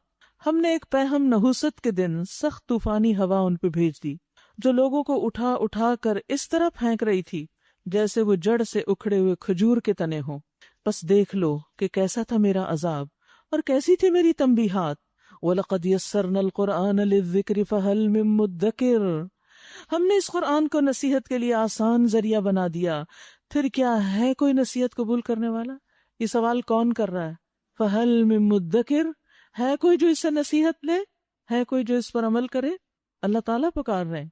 اب دیکھتے ہیں کون لبیک کہتا ہے. ثمود نے تنبیہات کو جھٹلایا اور کہنے لگے، ایک اکیلا آدمی جو ہم ہی میں سے ہے، کیا اب ہم اس کے پیچھے چلیں، اس کا اتباع ہم قبول کر لیں؟ تو اس کے معنی تو یہ ہوں گے کہ ہم بہک گئے ہیں اور ہماری عقل ماری گئی ہے. کیا ہمارے درمیان بس یہی ایک شخص تھا جس پر اللہ کا ذکر نازل کیا گیا؟ نہیں، بلکہ یہ پرلے درجے کا جھوٹا اور اترانے والا ہے. ہم نے اپنے پیغمبر سے کہا، کل ہی انہیں معلوم ہو جاتا ہے کہ کون پرلے درجے کا جھوٹا اور اترانے والا ہے. ہم اونٹنی کو ان کے لیے فتنہ بنا کر بھیج رہے ہیں. اب ذرا صبر کے ساتھ دیکھیے کہ ان کا انجام کیا ہوتا ہے. ان کو بتا دیجئے کہ پانی ان کے اور اونٹنی کے درمیان تقسیم ہوگا اور ہر ایک اپنی باری کے دن پر آئے گا. آخر کار ان لوگوں نے اپنے آدمی کو پکارا اور اس نے اس کام کا بیڑا اٹھایا اور اونٹنی کو مار ڈالا. پھر دیکھو کہ کیسا تھا میرا عذاب اور کیسی تھی میری تنبیہات. ہم نے ان پر بس ایک دھماکہ چھوڑا اور وہ باڑے والے کی روندی ہوئی باڑ کی طرح بھس ہو کر رہ گئے. وَلَقَدْ يَسَّرْنَا الْقُرْآنَ لِلذِّكْرِ فَهَلْ مِن مُدَّكِرٍ. ہم نے اس قرآن کو نصیحت کے لیے آسان ذریعہ بنا دیا، اب ہے کوئی نصیحت قبول کرنے والا؟ لوط علیہ السلام کی قوم نے تنبیہات کو جھٹلایا اور ہم نے پتھراؤ کرنے والی ہوا اس پر بھیج دی. صرف لوط کے گھر والے اس سے محفوظ رہے. ان کو ہم نے اپنے فضل سے رات کے پچھلے پہر بچا کر نکال دیا. یہ جزا دیتے ہیں ہم ہر اس شخص کو جو شکر گزار ہوتا ہے. اس سے بڑی اہم کام کی بات پتہ چل رہی ہے کہ شکر گزاری مصیبتوں سے نکلنے کا راستہ پیدا کر دیتی ہے. سبحان اللہ. کذالک نجزی من شکر. جو شکر گزار ہوگا اس کو ہم اسی طرح جزا دیں گے کہ جب دوسرے لوگ آفت میں گرنے لگے اس کو ہم اس میں سے باہر نکال لیں. وَلَقَدْ أَنذَرَهُمْ بَطْشَتَنَا فَتَمَارَوْا بِالنُّذُرِ. لوط علیہ السلام نے اپنی قوم کے لوگوں کو ہماری پکڑ سے خبردار کیا، مگر وہ ساری تنبیہات کو مشکوک سمجھ کر باتوں میں اڑاتے رہے. وہ سنجیدہ ہی نہیں ہوئے اس نصیحت کے ساتھ. پھر انہوں نے اسے اپنے مہمانوں کی حفاظت سے باز رکھنے کی کوشش کی، وہ جو فرشتے آئے تھے عذاب لے کر. آخر کار ہم نے ان کی آنکھیں موند دیں کہ چکھو اب میرے عذاب اور میری تنبیہات کا مزہ. صبح سویرے ہی ایک اٹل عذاب نے ان کو آ لیا، مستقل طور پر عذاب میں چلے گئے. استغفر اللہ. چکھو مزہ اب میرے عذاب کا اور میری تنبیہات کا. وَلَقَدْ يَسَّرْنَا الْقُرْآنَ لِلذِّكْرِ فَهَلْ مِن مُدَّكِرٍ. ہم نے قرآن کو نصیحت کے لیے آسان ذریعہ بنا دیا، بس ہے کوئی نصیحت قبول کرنے والا؟ اور آل فرعون کے پاس بھی تنبیہات آئی تھیں، مگر انہوں نے ہماری ساری نشانیوں کو جھٹلا دیا. آخر کو ہم نے انہیں پکڑا جس طرح کوئی زبردست قدرت والا پکڑتا ہے. کیا تمہارے کفار کچھ ان لوگوں سے بہتر ہے؟ اہل مکہ کو ڈرایا جا رہا ہے کہ پچھلی قوموں کے حالات سے نصیحت پکڑو، تم ان سے کچھ بہتر لوگ نہیں ہو. یا آسمانی کتابوں میں تمہارے لیے کوئی معافی نامے لکھے ہوئے ہیں کہ تمہیں معاف کر دیا جائے گا، پچھلوں کو تو پکڑ لیا گیا اور تمہیں چھوڑ دیا جائے گا؟ یا ان لوگوں کا کہنا ہے کہ ہم ایک مضبوط جتھا ہیں، اپنا بچاؤ کر لیں گے، ان قریب یہ جتھا شکست کھا جائے گا اور یہ سب پیٹ پھیر کر بھاگتے نظر آئیں گے. اشارہ ہے بدر کی طرف. جنگ بدر میں شکست کھا گئے یہ، بلکہ ان سے نمٹنے کے لیے اصل وعدے کا وقت تو قیامت ہے. یعنی دنیا کی یہ تو چھوٹی سی سزا ہے، اصل سزا تو اللہ کے پاس ہے، اور وہ بڑی آفت اور زیادہ تلخ ساتھ ہے۔ یہ مجرم لوگ در حقیقت غلط فہمی میں مبتلا ہیں اور ان کی عقل ماری گئی ہے۔ جس روز یہ منہ کے بل آگ میں گھسیٹے جائیں گے، اس روز ان سے کہا جائے گا کہ اب چکھو جہنم کی لپٹ کا مزہ۔ انا کل شیء خلقناہ بقدر وما امرنا الا واحدۃ کلمح بالبصر۔ ہم نے ہر چیز ایک تقدیر کے ساتھ پیدا کی ہے، ہر چیز کی تقدیر ہے، صرف انسان کی نہیں، سب کی۔ اور ہمارا حکم بس ایک ہی حکم ہوتا ہے اور پلک جھپکتے وہ عمل میں آ جاتا ہے۔ تم جیسے بہت سو کو ہم ہلاک کر چکے ہیں، پھر ہے کوئی نصیحت قبول کرنے والا؟ جو کچھ انہوں نے کیا ہے وہ سب دفتروں میں درج ہے، پورے ریکارڈز لکھے جا چکے، نامہ اعمال میں سب محفوظ ہیں، ان کی ایک ایک حرکت، ایک ایک بات۔ وَكُلُّ صَغِيرٍ وَكَبِيرٍ مُسْتَطَرٍ، اور ہر چھوٹی بڑی بات لکھی ہوئی موجود ہے۔ سبحان اللہ، کہاں لکھی ہوئی؟ لوح محفوظ میں لکھی ہوئی۔ لوح محفوظ میں قلم سے کب لکھا گیا تھا؟ زمین و آسمان کی تخلیق سے بھی 50,000 سال پہلے۔ چھوٹی سے چھوٹی چیز جو اس دنیا میں ہوتی ہے سب پہلے سے لکھی ہوئی موجود ہے۔ اس کا یہ مطلب ہے کہ اللہ تعالیٰ کو پہلے سے پتا تھا کہ یہ بندے کریں گے کیا اور مختلف چیزیں کیا کریں گی، ہوا کیا کرے گی، پانی کیا کرے گا، آگ کیا کرے گی، درختوں کا کیا کام ہوگا، یہ سب اللہ کو پتا تھا۔ جب اللہ نے بنایا تو وہ چیزیں اسی کے مطابق ہی کام کر رہی ہیں۔ اسی طرح انسان کے نامہ اعمال کی ہر چیز لکھی ہوئی ہے۔ اچھا، بہت سے لوگ اس غلط فہمی میں پڑ جاتے ہیں، وہ کہتے ہیں جب ہر چیز لکھی ہے تو پھر ہمارا تو کچھ کرنے کا فائدہ ہی نہیں، جو لکھا ہوگا وہ ویسے ہوتا چلا جائے گا۔ نہیں، اصل میں تقدیر کا مسئلہ ہے یہاں۔ تقدیر کے بارے میں دو اہم باتیں یاد رکھیے کہ نمبر ایک، تقدیر جو ہے وہ اللہ کا علم ہے۔ کیا ہے؟ اللہ کا علم، کہ اللہ کو سب پتا ہے، جو کچھ ہونا ہے اس کو سب پتا ہے۔ وہ کیوں پتا ہے؟ اس لیے کہ ہر چیز کا خالق اور مالک اللہ ہے، اس لیے اس کو اپنی ہر چیز کے بارے میں پتا ہے، کس چیز کی کیا خصوصیت ہے، کیا چیز کیا کرے گی، سب پتا ہے، وہ پتا ہونا چاہیے۔ نمبر دو یہ کہ یہ علم اللہ کا لکھا ہوا ہے، کل صغیر و کبیر مستطر، ہر چھوٹی بڑی بات اس نے لکھ بھی دی ہے۔ تیسری بات یہ ہے کہ اللہ نے انسان کو ارادہ دے کر پیدا کیا ہے، یعنی ہمیں کچھ آزادی بھی دی ہے کام کرنے کی، یہ بھی اللہ ہی نے دی ہے۔ ہمارا امتحان اسی آزادی میں ہے کہ ہم اپنی آزادی کو کیسے استعمال کرتے ہیں۔ ہاں، اللہ کو پہلے سے پتا تھا کہ بندوں کو جو میں آزادی دوں گا وہ کیا کریں گے۔ دیکھیے، فرشتوں کو بھی ایک اندازہ تھا کہ انسان کیا کرے گا، حالانکہ انہوں نے ابھی دیکھا ہی نہیں انسان کو، وہ انسان پیدا ہی نہیں ہوا، صرف بتایا گیا کہ ہاں ایک خلیفہ پیدا ہونے والا ہے زمین پر جس کے پاس آزادی ہوگی کچھ کرنے کی، تو ان کو سمجھ آ گئی کہ اندازہ لگا لیا انہوں نے۔ تو تقدیر بھی ایک اندازہ ہوتا ہے نا، اور اندازہ لگا لیا کہ انسان تو فساد کرے گا، خون بہائے گا۔ اللہ تعالیٰ فرمائے میں زیادہ جانتا ہوں تم سے کہ صرف یہی نہیں کرے گا، اچھے کام بھی کرے گا۔ چوتھی بات یہ ہے کہ ایک ہے اللہ کا ارادہ اور ایک ہے بندے کا ارادہ۔ بندہ جب ارادہ کرتا ہے تو اللہ سبحانہ تعالیٰ کا اذن ہو تو وہ اپنے ارادے میں کامیاب ہو جاتا ہے، اللہ کا اذن نہ ہو تو بندہ اپنے ارادے میں کامیاب نہیں ہوتا۔ لیکن اس کا یہ مطلب نہیں کہ بندے کو ارادہ کرنا ہی نہیں چاہیے یا بندے کے ارادے کا کوئی فائدہ ہی نہیں۔ بندوں کو ان کے ارادے پر اجر کیوں دیتا ہے اللہ؟ کہ انہوں نے ایک اچھے کام کا ارادہ کیا، چاہے نہیں بھی کر سکے، کیونکہ اللہ تعالیٰ کی مشیت یہ نہیں تھی کہ بندے وہ کام کر سکیں، لیکن اللہ سبحانہ تعالیٰ نے ان کا اجر ان کے لیے لکھ دیا۔ تو اسی طرح جب کوئی برے کام کا ارادہ کرتا ہے تو وہ بھی لکھا جاتا ہے۔ ان المتقین فی جنات و نہر، بے شک متقی لوگ باغوں اور نہروں میں ہوں گے، باغوں کے بیچ میں جہاں نہریں بہ رہی ہوں گی وہاں خوشی سے رکھے جائیں گے۔ فی مقعد صدق عند ملیک مقتدر، سچی عزت کی جگہ بڑے ذی اقتدار بادشاہ کے قریب، قدرت والے بادشاہ کے قریب، یعنی قیامت کے دن ان کو اللہ سبحانہ وتعالیٰ کا دیدار نصیب ہوگا اور وہ اللہ کے مقرب ہوں گے۔ سورۃ الرحمن، یہ سورت نعمتوں والی سورت ہے، اسی لیے اس میں بار بار اس آیت کی تکرار کی گئی ہے، فَبِأَيِّ آلَاءِ رَبِّكُمَا تُكَذِّبَانِ، اپنے رب کی کون کون سی نعمتوں کو تم جھٹلاؤ گے، کن کن نعمتوں کا تم انکار کرو گے، نعمتوں کا حساب دینا ہوگا۔ تو اس سورت میں نعمتوں کا ذکر ہے، اور سب سے پہلی نعمت، سب سے بڑی نعمت، نعمت قرآن، اس سے آغاز ہوتا ہے۔ شروع کرتی ہوں اللہ کے نام سے جو بے انتہا مہربان نہایت رحم فرمانے والا ہے۔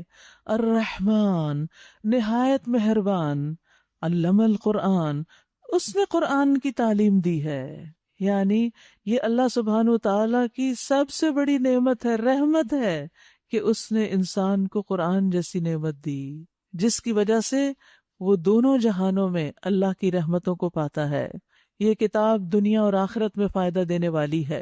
ابن قیم کہتے ہیں قرآن کی قرأت، اس میں لمبا غور و فکر اور اپنی سوچ کو آیات کے معنی پر متوجہ کرنے سے بڑھ کر بندے کے لیے اس زندگی یعنی اس کی زندگی، دنیا کی زندگی اور آخرت میں اس سے زیادہ فائدہ مند اور اس کی نجات کو اس سے قریب کرنے والی کوئی اور چیز نہیں۔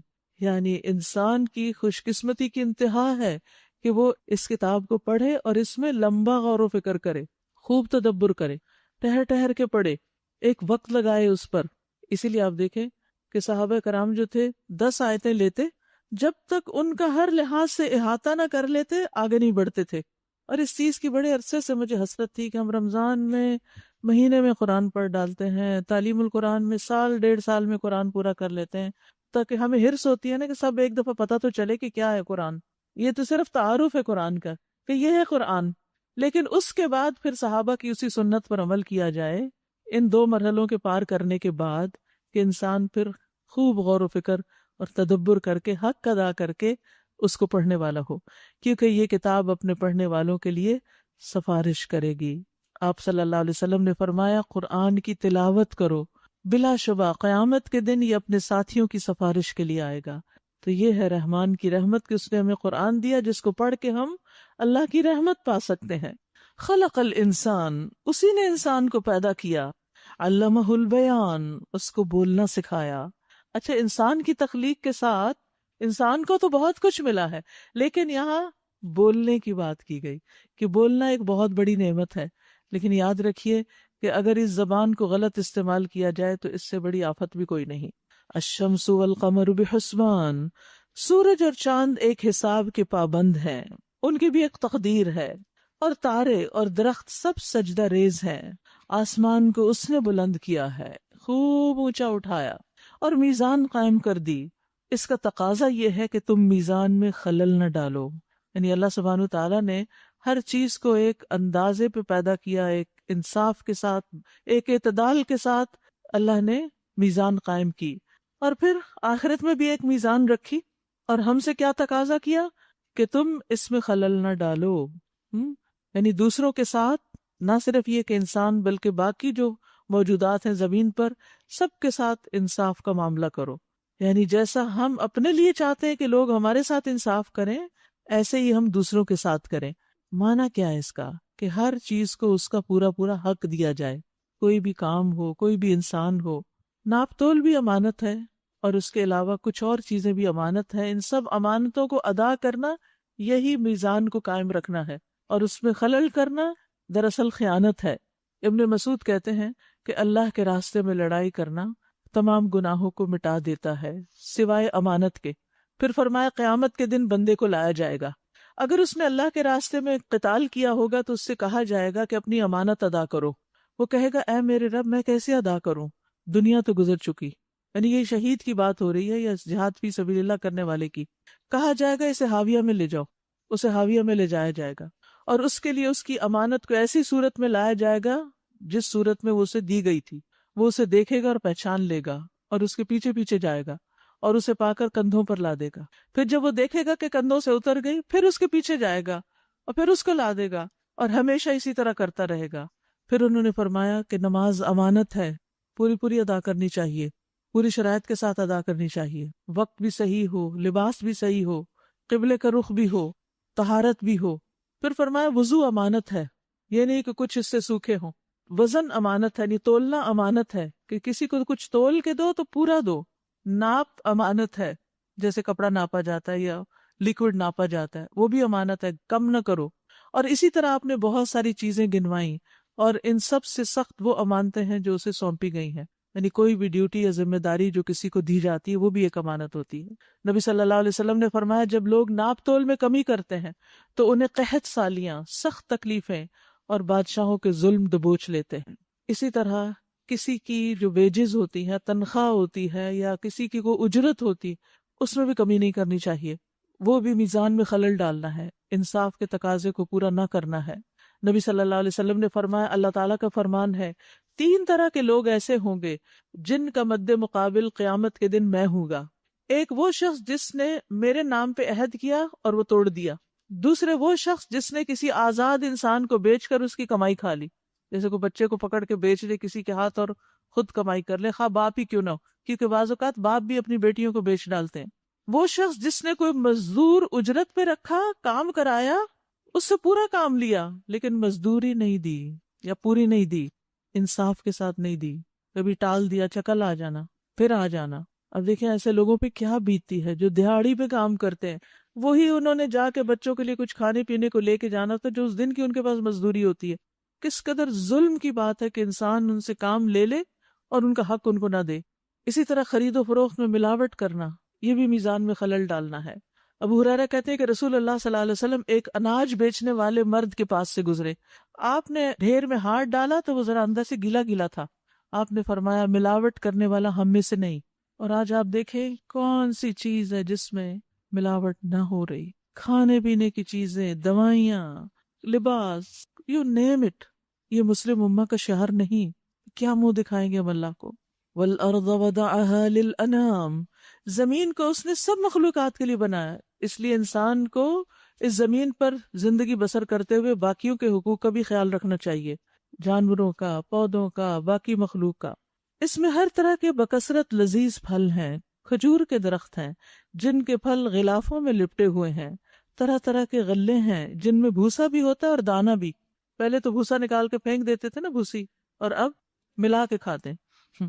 فَبِأَيِّ آلَاءِ رَبِّكُمَا تُكَذِّبَانِ، پس ہے جن و انس تم اپنے رب کی کن کن نعمتوں کو جھٹلاؤ گے۔ یعنی قرآن میں ذوالعصف جو ہے، بھوسی جو ہے، اس کو ایک نعمت بتایا گیا، کتنی ضروری ہے انسان کی صحت کے لیے۔ وہ انسان کو اس نے ٹھیکری جیسے سوکھے سڑے گارے سے بنایا اور جن کو آگ کی لپٹ سے۔ پس اے جن و انس تم اپنے رب کی کن کن عجائب قدرت کو جھٹلاؤ گے، دونوں مشرق اور دونوں مغرب، سب کا رب وہی ہے۔ پس اے جن و انس تم اپنے رب کی کن کن نعمتوں کو جھٹلاؤ گے، 2 سمندروں کو اس نے چھوڑ دیا کہ باہم مل جائیں، پھر بھی ان کے درمیان ایک پردہ حائل ہے جس سے وہ تجاوز نہیں کرتے، یعنی 2 رنگ ساتھ ساتھ جا رہے ہیں، گڈمڈ نہیں ہوتے، گرم اور ٹھنڈا ساتھ ساتھ جا رہا ہے، میٹھا اور کڑوا ساتھ ساتھ جا رہا ہے۔ پس اے جن و انس تم اپنے رب کی قدرت کی کن کن کرشموں کو جھٹلاؤ گے، ان سمندروں سے موتی اور مونگے نکلتے ہیں۔ فَبِأَيِّ آلَاءِ رَبِّكُمَا تُكَذِّبَانِ، اور یہ جہاز اسی کے ہیں جو سمندروں میں پہاڑوں کی طرح اونچے اٹھے ہوئے ہیں۔ پس اے جن و انس تم اپنے رب کے کن کن احسانات کو جھٹلاؤ گے۔ کل من علیہا فان، یہ سارا کچھ جو زمین پر سب فنا ہونے والا ہے، ساری نعمتیں ختم ہو جائیں گی۔ وَيَبْقَى وَجْهُ رَبِّكَ ذُو الْجَلَالِ وَالْإِكْرَامِ، اور باقی رہے گا تیرے رب کا چہرہ جو جلال و اکرام والا ہے، بزرگی والا ہے، عزت والا ہے۔ فَبِأَيِّ آلَاءِ رَبِّكُمَا تُكَذِّبَانِ، آسمانوں میں جو بھی ہیں سب اپنی حاجتیں اسی سے مانگ رہے ہیں، یعنی زمین والے بھی اور آسمان والے بھی اسی کے آگے ہاتھ پھیلاتے ہیں۔ کل یوم ہوا فی شأن، ہر روز وہ ایک نئی شان میں ہے، ہر آن ایک نئی شان میں ہے۔ ابو درداء رضی اللہ عنہ روایت کرتے ہیں کہ نبی صلی اللہ علیہ وسلم نے اللہ تعالیٰ کے اس قول کی وضاحت کرتے ہوئے فرمایا کہ یہ بھی اس کی شان ہے کہ وہ گناہ معاف کرتا ہے، پریشانی دور کرتا ہے، کچھ لوگوں کا مقام اونچا کرتا ہے اور کچھ لوگوں کا مقام گرا دیتا ہے۔ کل یوم ہوا فی شأن، یہ جو ہماری زندگی میں تبدیلیاں آتی رہتی ہیں نا، یہ اسی کے کرنے سے آتی ہیں۔ اس لیے کبھی ایک نعمت پا کر ہم اترائے نہیں، کیونکہ ہمیں نہیں پتا وہ کب چلی جائے۔ اللہ ان کو باقی رکھے اور شکر ادا کریں گے تو انشاءاللہ اللہ کا وعدہ ہے کہ باقی رہیں گی۔ اور اسی طرح آج اگر ایک تکلیف ہے تو ضروری نہیں کہ یہ ہمیشہ کے لیے رہے، کل وہ تکلیف ختم بھی ہو سکتی ہے۔ اسی طرح اللہ تعالیٰ ہر آن کسی کی حاجت پوری کر رہا ہے، کسی کی دعا سن رہا ہے، ہر آن کچھ نہ کچھ ہو رہا ہے۔ قتادہ کہتے ہیں اس سے زمین اور آسمان والے بے نیاز نہیں ہو سکتے، اللہ ہی زندہ کو زندگی بخشتا ہے اور مردہ کو مارتا ہے، چھوٹے کی تربیت کر کے اس کو بڑا کرتا ہے، قیدی کو چھڑاتا ہے، صالحین کی حاجات اور ضروریات کی انتہا ہے اور فریاد رسی کرنے والا ہے، وہی ان کے شکووں کی انتہا ہے، یعنی انما اشکو بثی وحزنی الی اللہ، وہ ان کی سنتا ہے۔ اس کی تجلیات ہر لمحہ مختلف ہوتی ہیں، کسی قوم کے لیے تنگی کے ساتھ، کسی قوم میں فراخی کے ساتھ، یعنی وہ تجلی کرتا ہے، کسی قوم کو بلند کر کے اور دوسرے کو ذلیل کر کے، کسی کو دے کر کسی کو محروم کر کے، کسی کو اٹھا کے اور کسی کو گرا کے، اور ایسی ایسی چیزیں وہ ظاہر کرتا ہے جن کی کوئی انتہا نہیں۔ اب دیکھیں ہر وقت دنیا میں کچھ نہ کچھ ہو رہا ہے، سب اس کے علم میں ہے، اس کے اذن سے ہو رہا ہے۔ یاد رکھیے جو اللہ کی شان کو پہچانتے ہیں اور اس بات کو سمجھتے ہیں کہ کل یوم ہوا فی شان، وہ مایوس نہیں ہوتے، اور یہ اللہ کی معرفت رکھنے والے لوگ ہیں۔ یعنی جس کو اس بات کی سمجھ آ جائے کہ کل یوم ہوا فی شان، وہ دراصل اللہ کو پہچانتے ہیں، اور پھر وہ پرسکون رہتے ہیں، پرسکون ہوتے ہیں، کیونکہ نہ وہ کسی چیز کے اوپر تکیہ کر لیتے ہیں، نہ کسی چیز پہ بھروسہ کرتے ہیں، بلکہ وہ ہر معاملہ اللہ ہی کے سپرد کرتے ہیں، اسی کے ساتھ چلتے ہیں۔ جب وہ صبح کرتے ہیں تو دیکھتے ہیں کہ اللہ ہمارے ساتھ کیا معاملہ کرتا ہے، جب شام کرتے ہیں تو بھی وہ دیکھتے ہیں کہ اچھا اللہ تعالیٰ ہمارے ساتھ کیا معاملہ کرتا ہے، یعنی اچھی امیدیں رکھتے ہیں اللہ تعالیٰ سے، یعنی وہ اللہ سبحانہ تعالیٰ ہی کی تدابیر کو دیکھتے رہتے ہیں، اور وہ سمجھتے ہیں کہ اختیار سارے کا سارا اسی کے پاس ہے، ہمارے پاس کچھ نہیں، کسی انسان کے بس میں کچھ نہیں۔ انسان بھی ہمیں جب ہی کام کر کے دیں گے جب اللہ چاہے گا، تو اپنی ساری لو اسی سے لگاتے ہیں، اس کی طرف متوجہ ہو جاتے ہیں۔ فَبِأَيِّ آلَاءِ رَبِّكُمَا تُكَذِّبَانِ، اے زمین کے بوجھو، ان قریب ہم تم سے باز پرس کرنے کے لیے فارغ ہوئے جاتے ہیں، حساب کرنے کے لیے۔ فَبِأَيِّ آلَاءِ رَبِّكُمَا تُكَذِّبَانِ، اے گروہ جن و انس، اگر تم زمین و آسمان کی سرحدوں سے نکل کے بھاگ سکتے ہو تو بھاگ دیکھو، نہیں بھاگ سکتے، اس کے لیے بڑا زور چاہیے۔ فَبِأَيِّ آلَاءِ رَبِّكُمَا تُكَذِّبَانِ، بھاگنے کی کوشش کرو گے تو تم پر آگ کا شعلہ اور دھواں چھوڑ دیا جائے گا جس کا تم مقابلہ نہ کر سکو گے۔ فَبِأَيِّ آلَاءِ رَبِّكُمَا تُكَذِّبَانِ، پھر کیا بنے گی اس وقت جب آسمان پھٹے گا اور لال چمڑے کی طرح سرخ ہو جائے گا۔ فَبِأَيِّ آلَاءِ رَبِّكُمَا تُكَذِّبَانِ، اس روز کسی انسان اور کسی جن سے اس کا گناہ پوچھنے کی ضرورت نہ ہوگی، سب سامنے نظر آ رہا ہوگا، اللہ تعالیٰ کو ویسے ہی سب کا علم ہوگا۔ فَبِأَيِّ آلَاءِ رَبِّكُمَا تُكَذِّبَانِ، مجرم وہاں اپنے چہروں سے پہچان لیے جائیں گے اور انہیں پیشانی کے بال اور پاؤں پکڑ پکڑ کے گھسیٹا جائے گا۔ استغفر اللہ، سے کتنی رسوائی ہے انسان کی اس میں کہ اس کو سر کے بالوں سے پکڑ کے گھسیٹا جائے یا پاؤں سے پکڑ کے گھسیٹا جائے۔ اللہ اکبر، اللہ تعالیٰ دنیا اور آخرت کی رسوائی سے بچائے۔ فَبِأَيِّ آلَاءِ رَبِّكُمَا تُكَذِّبَانِ، اس وقت کہا جائے گا یہ وہی جہنم ہے جس کو مجرم جھوٹ قرار دیتے تھے، مانتے نہیں تھے، اسی جہنم اور کھولتے ہوئے پانی کے درمیان وہ گردش کرتے رہیں گے۔ فَبِأَيِّ آلَاءِ رَبِّكُمَا تُكَذِّبَانِ وَلِمَنْ خَافَ مَقَامَ رَبِّهِ جَنَّتَانِ، اور ہر اس شخص کے لیے جو اپنے رب کے حضور پیش ہونے کا خوف رکھتا ہو، دو باغ ہیں۔ فَبِأَيِّ آلَاءِ رَبِّكُمَا تُكَذِّبَانِ، ہری بھری ڈالیوں سے بھرپور۔ فَبِأَيِّ آلَاءِ رَبِّكُمَا تُكَذِّبَانِ، دونوں باغوں میں دو چشمے رواں ہیں۔ فَبِأَيِّ آلَاءِ رَبِّكُمَا تُكَذِّبَانِ، دونوں باغوں میں ہر پھل کی دو قسمیں ہیں۔ فَبِأَيِّ آلَاءِ رَبِّكُمَا تُكَذِّبَانِ، جنتی لوگ ایسے فرشوں پر تکیے لگا کر بیٹھیں گے جن کے استر دبیز ریشم کے ہوں گے اور باغوں کی ڈالیاں پھلوں سے جھکی پڑی ہوں گی۔ فَبِأَيِّ آلَاءِ رَبِّكُمَا تُكَذِّبَانِ، ان نعمتوں کے درمیان شرمیلی نگاہوں والیاں ہوں گی جنہیں ان جنتیوں سے پہلے کسی انسان یا جن نے چھوا نہ ہوگا۔ یہاں عورت کی تعریف کی جا رہی ہے کہ وہ شرمیلی نگاہوں والیاں ہوں گی۔ عورت کا حسن اس کے شرم و حیا میں ہے، یعنی جب عورت کے اندر سے حیا نکل جاتا ہے، وہ بے باک ہو جاتی ہے، چاہے وہ شوہر کے سامنے، چاہے وہ بچوں کے سامنے یا کہیں بھی، تو اس کا روب اور وقار چلا جاتا ہے۔ فَبِأَيِّ آلَاءِ رَبِّكُمَا تُكَذِّبَانِ، ایسی خوبصورت جیسے ہیرے اور موتی۔ فَبِأَيِّ آلَاءِ رَبِّكُمَا تُكَذِّبَانِ هَلْ جَزَاءُ الْإِحْسَانِ إِلَّا الْإِحْسَانُ، نیکی کا بدلہ نیکی کے سوا اور کیا ہو سکتا ہے؟ یعنی تم نے دنیا میں اچھے کام کیے، احسان کے روش پہ چلے، آج تمہارا انجام بھی اچھا ہے۔ فبأي آلاء ربكما تكذبان، اور ان دو باغوں کے علاوہ دو باغ اور ہوں گے. فبأي آلاء ربكما تكذبان، گھنے سرسبز و شاداب باغ. فبأي آلاء ربكما تكذبان، دونوں باغوں میں دو چشمے فواروں کی طرح ابلتے ہوئے. فبأي آلاء ربكما تكذبان، ان میں بکثرت پھل اور کھجوریں اور انار. فبأي آلاء ربكما تكذبان، ان نعمتوں کے درمیان خوب سیرت اور خوبصورت بیویاں. خیرات حسان. فبأي آلاء ربكما تكذبان، خیموں میں ٹھہرائی ہوئی حوریں. فبأي آلاء ربكما تكذبان، ان جنتیوں سے پہلے کبھی کسی انسان یا جن نے ان کو چھوا نہ ہوگا. فبأي آلاء ربكما تكذبان، وہ جنتی سبز قالینوں اور نفیس و نادر فرشوں پہ تکیے لگا کر بیٹھیں گے. فبأي آلاء ربكما تكذبان، تبارک اسم ربک ذی الجلال والاکرام، بڑی برکت والا ہے تیرے رب جلیل و کریم کا نام. اسی لیے ہر چیز پر اللہ کا نام لینا چاہیے تاکہ اس میں برکت پیدا ہو جائے. سورۃ الواقعہ. شروع کرتی ہوں اللہ کے نام سے جو بے انتہا مہربان نہایت رحم فرمانے والا ہے.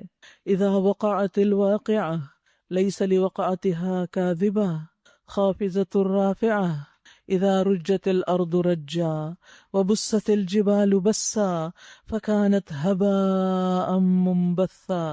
جب وہ ہونے والا واقعہ پیش آ جائے گا، یعنی قیامت برپا ہو جائے گی، تو کوئی اس کے وقوع کو جھٹلانے والا نہ ہوگا. اس وقت تو سبھی مان جائیں گے کہ واقعی قیامت آ گئی. وہ تہ و بالا کر دینے والی آفت ہوگی. زمین اس وقت یک بارگی ہلا ڈالی جائے گی اور پہاڑ اس طرح ریزہ ریزہ کر دیے جائیں گے کہ پراگندہ غبار بن کر رہ جائیں گے. یاد رکھیے قیامت کا دن کچھ لوگوں کو بلند کرنے والا ہے اور کچھ لوگوں کو گرانے والا. آج دنیا میں جو بظاہر بہت بلند نظر آتے ہیں، اگر وہ اللہ کی اطاعت کے مطابق زندگی بسر نہیں کرتے تو وہاں ان کا یہ مقام ختم ہو جائے گا. اور وہ لوگ جو آج کمتر خیال کیے جاتے ہیں اس لیے کہ وہ اللہ کی اطاعت کرتے ہیں، اس وجہ سے وہ دنیا میں آگے نہیں نکل سکے کہ وہ کچھ اور کاموں میں مصروف تھے، تو کل قیامت کے دن ان کا معیار بلند کر دیا جائے گا.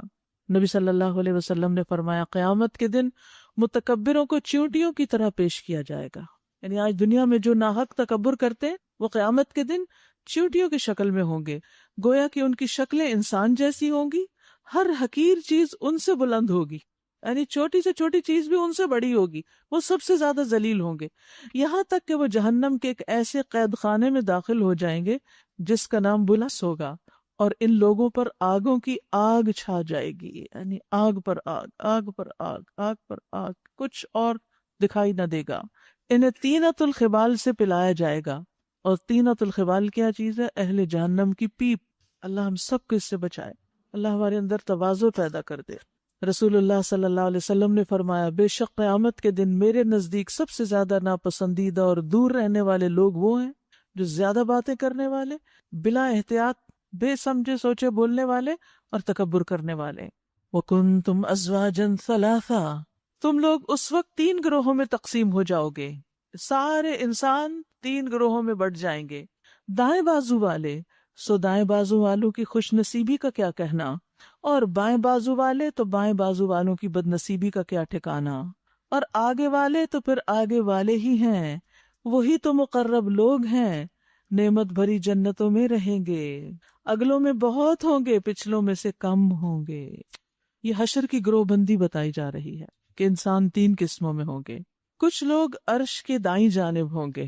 یہ وہ لوگ ہیں جو آدم علیہ السلام کی دائیں جانب سے نکلے. انہیں ان کے نامہ اعمال دائیں ہاتھ میں دیے جائیں گے اور انہیں دائیں طرف لے جایا جائے گا. یہ اہل جنت کی اکثریت ہوں گے. دوسرے لوگ عرش کے بائیں طرف ہوں گے. یہ لوگ آدم علیہ السلام کی بائیں جانب سے نکلے تھے. انہیں ان کے نامہ اعمال بائیں ہاتھ میں دیے جائیں گے، لیفٹ ہینڈ میں، اور انہیں لیفٹ سائڈ پر لے جایا جائے گا. یہ اہل جہنم کی اکثریت ہوں گے. اللہ ہمیں ان کے عمل سے محفوظ رکھے. اور سبقت لے جانے والے، آگے جانے والے اللہ عز و جل کے سامنے ہوں گے. یہ دائیں طرف والوں سے زیادہ خاص، زیادہ نصیب والے اور اللہ کے زیادہ قریب ہوں گے. ان میں رسول، انبیاء، صدیقین اور شہداء ہوں گے، اور یہ دائیں ہاتھ والوں سے کم ہوں گے، ان کی تعداد تھوڑی ہوگی۔ کچھ ایسے لوگ ہوں گے جو رحمان کے عرش کے سائے تلے ہوں گے۔ نبی صلی اللہ علیہ وسلم نے فرمایا 7 آدمی ہیں جنہیں اللہ قیامت کے دن اپنے سائے میں جگہ دے گا، جبکہ اس کے سائے کے سوا کوئی سایہ نہ ہوگا۔ نمبر 1 عادل حکمران، نمبر 2 وہ نوجوان جس نے اللہ کی عبادت میں پرورش پائی، یعنی شروع سے ہی اللہ کی عبادت میں لگا رہا۔ ورنہ آج کل کے بچے کیا کہتے ہیں، جب آپ ینگ تھے آپ بھی تو یہی کچھ کرتے تھے، اب آپ دین کی طرف آ گئے اور ہمارا جینا دوبر کر دیا۔ نہیں، آپ ان کو یہ حدیث سنائیں کہ جو جوانی میں اللہ کی عبادت کرے گا وہ عرش کے سائے تلے ہوگا۔ تیسرے، ایسا شخص جس نے تنہائی میں اللہ کو یاد کیا پھر اس کی آنکھوں سے آنسو بہ پڑے۔ چوتھے، وہ شخص جس کا دل مسجد میں اٹکا ہوا ہو، اس کا دل وہاں لگتا ہو، وہ اس کا سیکنڈ ہوم ہو۔ پانچویں، وہ 2 لوگ جو اللہ کی خاطر آپس میں محبت کریں۔ چھٹے، وہ شخص جسے کوئی خوبصورت اور بلند مرتبہ عورت نے اپنی طرف بلایا، یعنی برائی کے لیے، اور اس نے جواب دیا میں اللہ سے ڈرتا ہوں۔ ساتویں، وہ شخص جس نے اتنا پوشیدہ صدقہ کیا کہ بائیں ہاتھ کو بھی پتہ نہیں چلا کہ دائیں نے کیا صدقہ دیا۔ تو یہ ہے مقربین کی علامات۔ مہاجرین جو ہیں ان کے بارے میں آتا ہے کہ وہ قیامت کے دن سونے کے ممبروں پر ہوں گے۔ پھر قیامت کے دن جو فضیلت والے بندے ہیں وہ ہوں گے جو کثرت سے اللہ کی حمد کرتے ہیں، اللہ کی تعریف بیان کرتے ہیں۔ نبی صلی اللہ علیہ وسلم نے فرمایا قیامت کے دن اللہ کے بہترین بندے، یہ مقربین کی صفات آپ کو بتا رہی، بہترین بندے وہ ہوں گے جو اچھے انداز میں ادائیگیاں کرتے ہیں، یعنی انہیں جس کو جو دینا ہو، پیمنٹس جو ہوتی ہیں، یا کسی کا حق دینا ہو، یا پھر قرض واپس کرنا ہو، یا کسی بھی طرح جو ادائیگی انہوں نے کرنی ہو اس کو عمدہ انداز میں کرتے ہیں۔ لینے والوں کو پیچھا نہیں کرنا پڑتا، بار بار ریمائنڈر نہیں دینا پڑتا، یا دہانی نہیں کرانی پڑتی، بلکہ وہ خوشی سے ادا کر دیتے ہیں۔ ابھی جیسے محنت مزدوری کی بھی بات ہوئی نا کہ کسی مزدور کا حق جو ہے وہ رکھنا نہیں چاہیے۔ اور پھر یہ کہ اچھے انداز میں صرف بر وقت ادائیگی ہی نہیں، حق سے تھوڑا سا زیادہ بھی دے دینا ہوتا ہے۔ یعنی مثلا آپ نے کسی سے کوئی چیز ناپ کے لی یا تول کے لی، جب آپ واپس تول کے دے رہے ہیں تو پیمانہ جھکتا ہوا ذرا ہو، کمی کی طرف نہ جائیں، زیادتی کی طرف جائیں۔ مثلا زکوٰۃ دیتے ہیں تھوڑا سا اوپر بھی دے دیتے ہیں، کسی رکشے والے کو دیتے ہیں کچھ جو بھی اس کا میٹر بتاتا ہے تھوڑا سا اس کے اوپر بھی دے دیتے ہیں، ریڑھی والے سے کوئی پھل خریدتے ہیں تھوڑا سا زیادہ بھی پے کر دیتے ہیں۔ کیوں؟ یہ غریب لوگ ہیں، ان سے کیا بچت کرنی، ان کو تو اور دینا چاہیے۔ یعنی ادائیگی کی، اچھے سے کی، بہترین طریقے سے کی، خوش دلی سے کی، اچھے انداز میں کی، دوسرے کی عزت کرتے ہوئے کی، نہ کہ احسان جتاتے ہوئے یہ لو، نہیں، اچھے انداز میں ادائیگی کرنا۔ پھر اسی طرح کوئی بھی کام جو ان کو ملتا ہے اس کو اچھے طریقے سے کرتے ہیں۔ ہم سب دیکھیں ہماری کیا کیا ڈیوٹیز ہیں، ہم اس کو کیسے ادا کرتے ہیں، نماز کیسے ادا کرتے ہیں، یعنی ہر کام میں انسان خوبصورتی کی طرف جائے۔ اور قیامت کے دن انتہائی شریر لوگ کون ہوں گے؟ جن کے شر سے ڈر کے لوگ ان سے ملنا چھوڑ دیں۔ نبی صلی اللہ علیہ وسلم نے فرمایا تم قیامت کے دن لوگوں میں سے بدترین آدمی اس کو پاؤ گے جو 2 رخا ہے، ڈبل فیس۔ وہ لوگوں کی بات ان تک پہنچاتا ہے اور ان کی بات ان تک پہنچاتا ہے، ڈبل گیم کھیل رہا ہوتا ہے، اور یہ منافقت کی علامت ہوتی ہے، دونوں سے فائدہ اٹھانے کی کوشش کر رہا ہوتا ہے۔ اللہ تعالیٰ ایسے کردار سے محفوظ رکھے ہم سب کو۔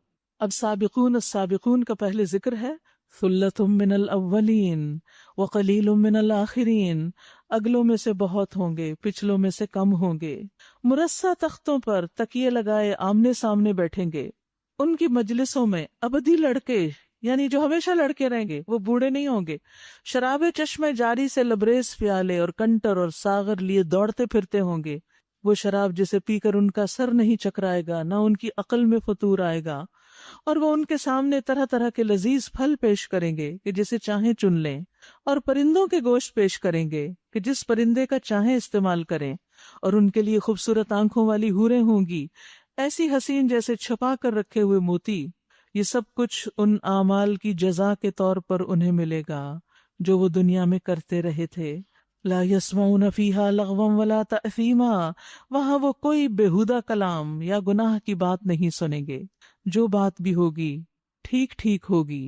اور دائیں بازو والے، وہ اصحاب الیمین ما اصحاب الیمین، اور دائیں بازو والے، دائیں بازو والوں کی خوش نصیبی کا کیا کہنا، وہ بے خار بیریوں اور تہ بتہ چڑھے ہوئے کیلوں اور دور تک پھیلی ہوئی چھاؤں اور ہر دم رواں پانی اور کبھی ختم نہ ہونے والے اور بے روک ٹوک ملنے والے بکثرت پھلوں اور اونچی نشست گاہوں میں ہوں گے۔ یہاں دائیں ہاتھ والوں کی جنت کا کچھ منظر بتایا گیا ہے۔ ان کی جنت میں کس کس طرح کے پھل ہوں گے؟ بیری کے درخت ہوں گے۔ اب ہو سکتا ہے کہ آپ سوچیں کہ اچھا بیری، جی وہ بیریاں عام نہیں ہوں گی، سدرۃ المنتہا بھی ایک بیری کا درخت ہی ہے، اس کا لطف اور اس کا مزہ ہی کچھ اور ہے۔ یاد رکھیے بیری کا درخت دنیا میں بھی بڑا قیمتی درخت ہے، ہو سکے تو اگائیں۔ اگر کوئی بیری کا درخت کاٹتا ہے تو حدیث میں آتا ہے رسول اللہ صلی اللہ علیہ وسلم نے فرمایا اللہ نے بیری کے درخت کے کاٹنے والے پر لعنت فرمائی ہے، کیونکہ وہ بہت فائدہ مند ہے۔ ایک اور جگہ پر آتا ہے اللہ بیری کاٹنے والے کے سر کو جہنم میں غوطہ دے گا۔ کیوں؟ اس لیے کہ بیری کے پتے علاج کا ذریعہ ہیں ہر بیماری سے۔ ابن بطال کہتے ہیں کہ وہب بن منبہ کی کتابوں میں ہے کہ سبز بیری کے 7 پتے لے کر، اب غور سے سن لیجئے، سبز بیری کے 7 پتے 7 اسے 2 پتھروں کے بیچ میں کوٹ لیں، سل پہ کوٹ لیں گے، سل نہ ہو تو پھر جیسے کسی بھی چیز سے اسے کوٹ لیں، پھر اس کو پانی میں ملا دیں، پھر اس پر آیت الکرسی اور 3 قل پڑھیں اور اس میں سے 3 گھونٹ پی لیں، باقی پانی سے غسل کر لیں، یعنی پانی کی بالٹی بھر کے تو اس میں باقی وہ ملا کے پوری بالٹی بھر کے اس سے غسل کر لیں، یہ اس کی تمام بیماریوں کو ختم کر دے گا۔ اور یہ اس شخص کے لیے بھی فائدہ مند ہے جو جادو کی وجہ سے حق زوجیت ادا نہ کر سکے، یعنی جن ہسبینڈ وائف میں بے وجہ کی لڑائیاں ہیں وہ دور ہو جائیں گی، یعنی صرف جسمانی نہیں بلکہ روحانی بیماریوں کا علاج ہے۔ اور بہت سے لوگوں کو میں نے یہ علاج الحمدللہ بتایا بھی ہے اور واپس مجھے فیڈ بیک بھی ملتی ہے کہ بہت فائدہ بھی ہوا۔ تو اس میں آپ دیکھیے کہ چاہے جسمانی بیماری بھی ہے، آپ ہاسپٹل جا رہے ہیں، علاج کرانے جا رہے ہیں، ٹھیک ہے کرائیے، لیکن اس کے ساتھ ساتھ اس کا بھی اہتمام کیجیے۔ تب آپ خود سوچئے کہ اگر سب لوگ بیری کے درخت سے علاج کرنے لگیں تو بیریاں ہی ختم ہو جائیں، کتنی بیریاں اگانے کی بھی ضرورت ہے، ٹھیک ہے نا؟ تو جنت میں بیری کا درخت جو ہے وہ کوئی معمولی درخت نہیں ہوگا۔ فرمایا ان کی بیویوں کو ہم خاص طور پر نئے سرے سے پیدا کریں گے اور انہیں باقرہ بنا دیں گے، اپنے شوہروں کی عاشق اور عمر میں ہم سن، یعنی شوہروں سے بہت محبت کرنے والی۔ یہ کچھ دائیں بازو والوں کے لیے، وہ اگلوں میں سے بہت ہوں گے اور پچھلوں میں سے بھی بہت، یعنی ہر دور میں ہوں گے۔ اور بائیں بازو والے، بائیں بازو والوں کی بد نصیبی کا کیا پوچھنا، وہ لو کی لپٹ اور کھولتے ہوئے پانی اور کالے دھوئیں کے سائے میں ہوں گے، استغفر اللہ، جو نہ ٹھنڈا ہوگا نہ آرام دے۔ یہ وہ لوگ ہوں گے جو اس انجام کو پہنچنے سے پہلے خوشحال تھے، یعنی دنیا میں ان کو سب کچھ ملا ہوا تھا اور اسی خوشحالی نے پھر ان کو غافل کر دیا۔ یاد رکھیے جہنم کا ایک غوطہ دنیا کی ساری لگژریز کو بھلا دے گا اور انسان کہے گا اے میرے رب تیری قسم کبھی کوئی نعمت دیکھی ہی نہیں۔ تو خوشحالی بری بات نہیں اگر اس میں رہ کے انسان اللہ کو یاد کرے، جیسے حضرت داؤد علیہ السلام تھے، سلیمان علیہ السلام تھے، ساری نعمتیں ہونے کے باوجود اپنی عبادت کے لیے وقت نکالتے۔ اور ہماری ذرا سی دنیا پھیلتی ہے تو ہماری نمازیں مختصر ہونے لگتی ہیں۔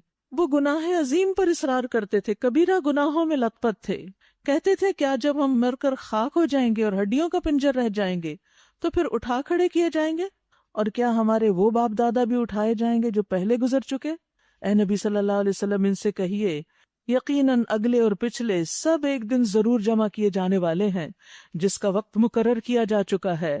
پھر اے گمراہو اور جھٹلانے والو، تم زقوم کے درخت کی غذا کھانے والے ہو، اسی سے تم پیٹ بھرو گے، اوپر سے کھولتا ہوا پانی تونس لگے ہوئے اونٹ کی طرح پیو گے۔ یہ ہے بائیں بازو والوں کی ضیافت کا سامان روز جزا میں۔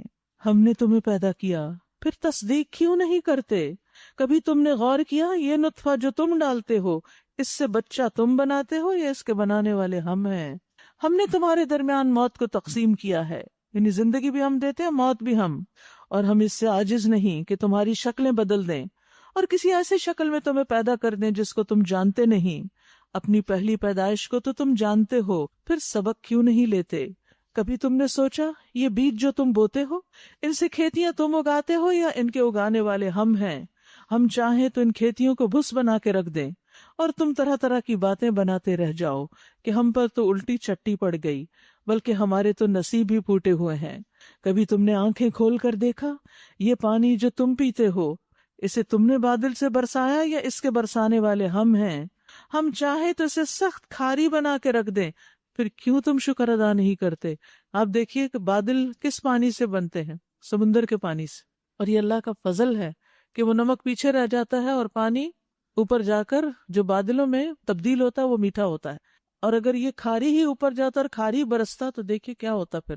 کبھی تم نے خیال کیا یہ آگ جو تم سلگاتے ہو اس کا درخت تم نے پیدا کیا ہے یا پیدا کرنے والے ہم ہیں؟ ہم نے اس کو یاد دہانی کا ذریعہ بنا دیا اور حاجت مندوں کے لیے سامان زیست. بس اے نبی اپنے رب عظیم کے نام کی تسبیح کرو. یعنی نعمتیں پا کر انسان اللہ کی پاکی بیان کرے، اللہ کو یاد کرے. یہی اللہ کا شکر ادا کرنا ہے.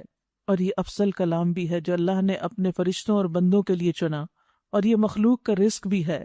دن میں 100 بار سبحان اللہ و بحمدہ پڑھنے سے گناہ معاف کر دیے جاتے ہیں، خواہ سمندر کی جھاگ کے برابر کیوں نہ ہو. اسی طرح جنت میں درخت لگتے ہیں، انسان کا بچاؤ کرنے والے ہیں یہ کلمات. یعنی سبحان اللہ والحمد للہ ولا الہ الا اللہ واللہ اکبر کے بارے میں خاص طور پر آتا ہے کہ یہ کلمات قیامت کے دن تمہارے آگے اور پیچھے آ کر تمہیں بچائیں گے، یعنی تمہاری حفاظت کریں گے. اور یہی کلمات باقیات الصالحات ہیں. بس نہیں میں قسم کھاتا ہوں تاروں کے مواقع کی، اور اگر تم سمجھو تو یہ بہت بڑی قسم ہے کہ یہ ایک بلند پایا قرآن ہے. یہ ایک محفوظ کتاب میں ثبت ہے لوح محفوظ پر، جسے مطہرین کے سوا کوئی چھو نہیں سکتا. یہ رب العالمین کا نازل کردہ ہے. پھر کیا اس کلام کے ساتھ تم بے اتنائی برتتے ہو، اس پر توجہ نہیں کرتے؟ اور اس نعمت میں اپنا حصہ تم نے یہ رکھا ہے کہ اسے جھٹلاتے ہو.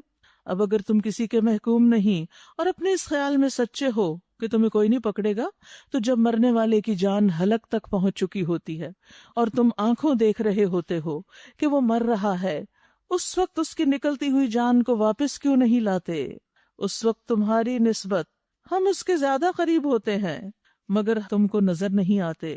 پھر اگر وہ مرنے والا مقربین میں سے ہو تو اس کے لیے راحت اور عمدہ رزق اور نعمت بھری جنت ہے، اور اگر وہ اصحاب یمین میں سے ہو تو اس کا استقبال یوں ہوتا ہے کہ سلام ہے تجھے، تو اصحاب الیمین میں سے ہے.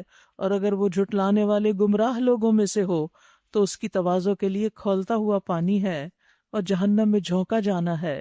ان ھذا لہو حق الیقین فسبح باسم ربک العظیم.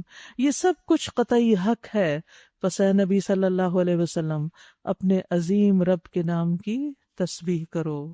سورۃ الحدید. بسم اللہ الرحمن الرحیم.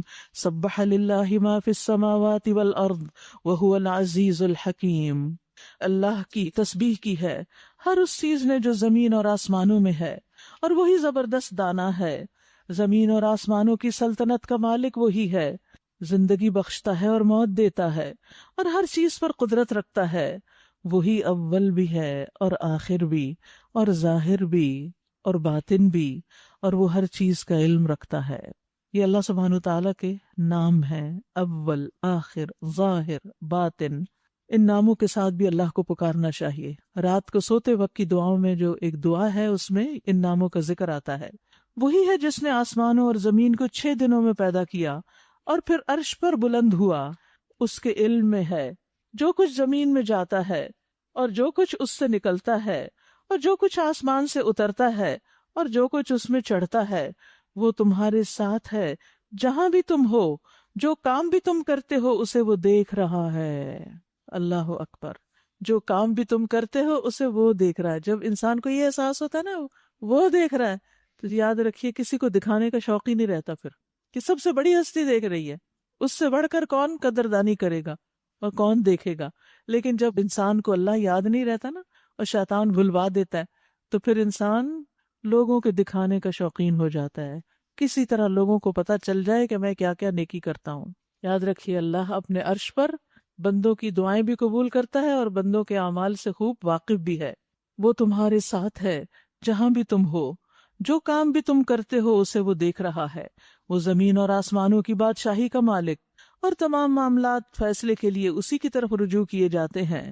وہی رات کو دن میں اور دن کو رات میں داخل کرتا ہے اور دلوں کے چھپے ہوئے راز تک جانتا ہے. صرف ظاہر نہیں باطن کو بھی جانتا ہے. آمنوا باللہ ورسولہ وانفقوا مما جعلکم مستخلفین فیہ. ایمان لاؤ اللہ اور اس کے رسول پر اور خرچ کرو ان چیزوں میں سے جن پر اس نے تمہیں خلیفہ بنایا ہے. جو لوگ تم میں سے ایمان لائیں گے اور مال خرچ کریں گے ان کے لیے بڑا اجر ہے۔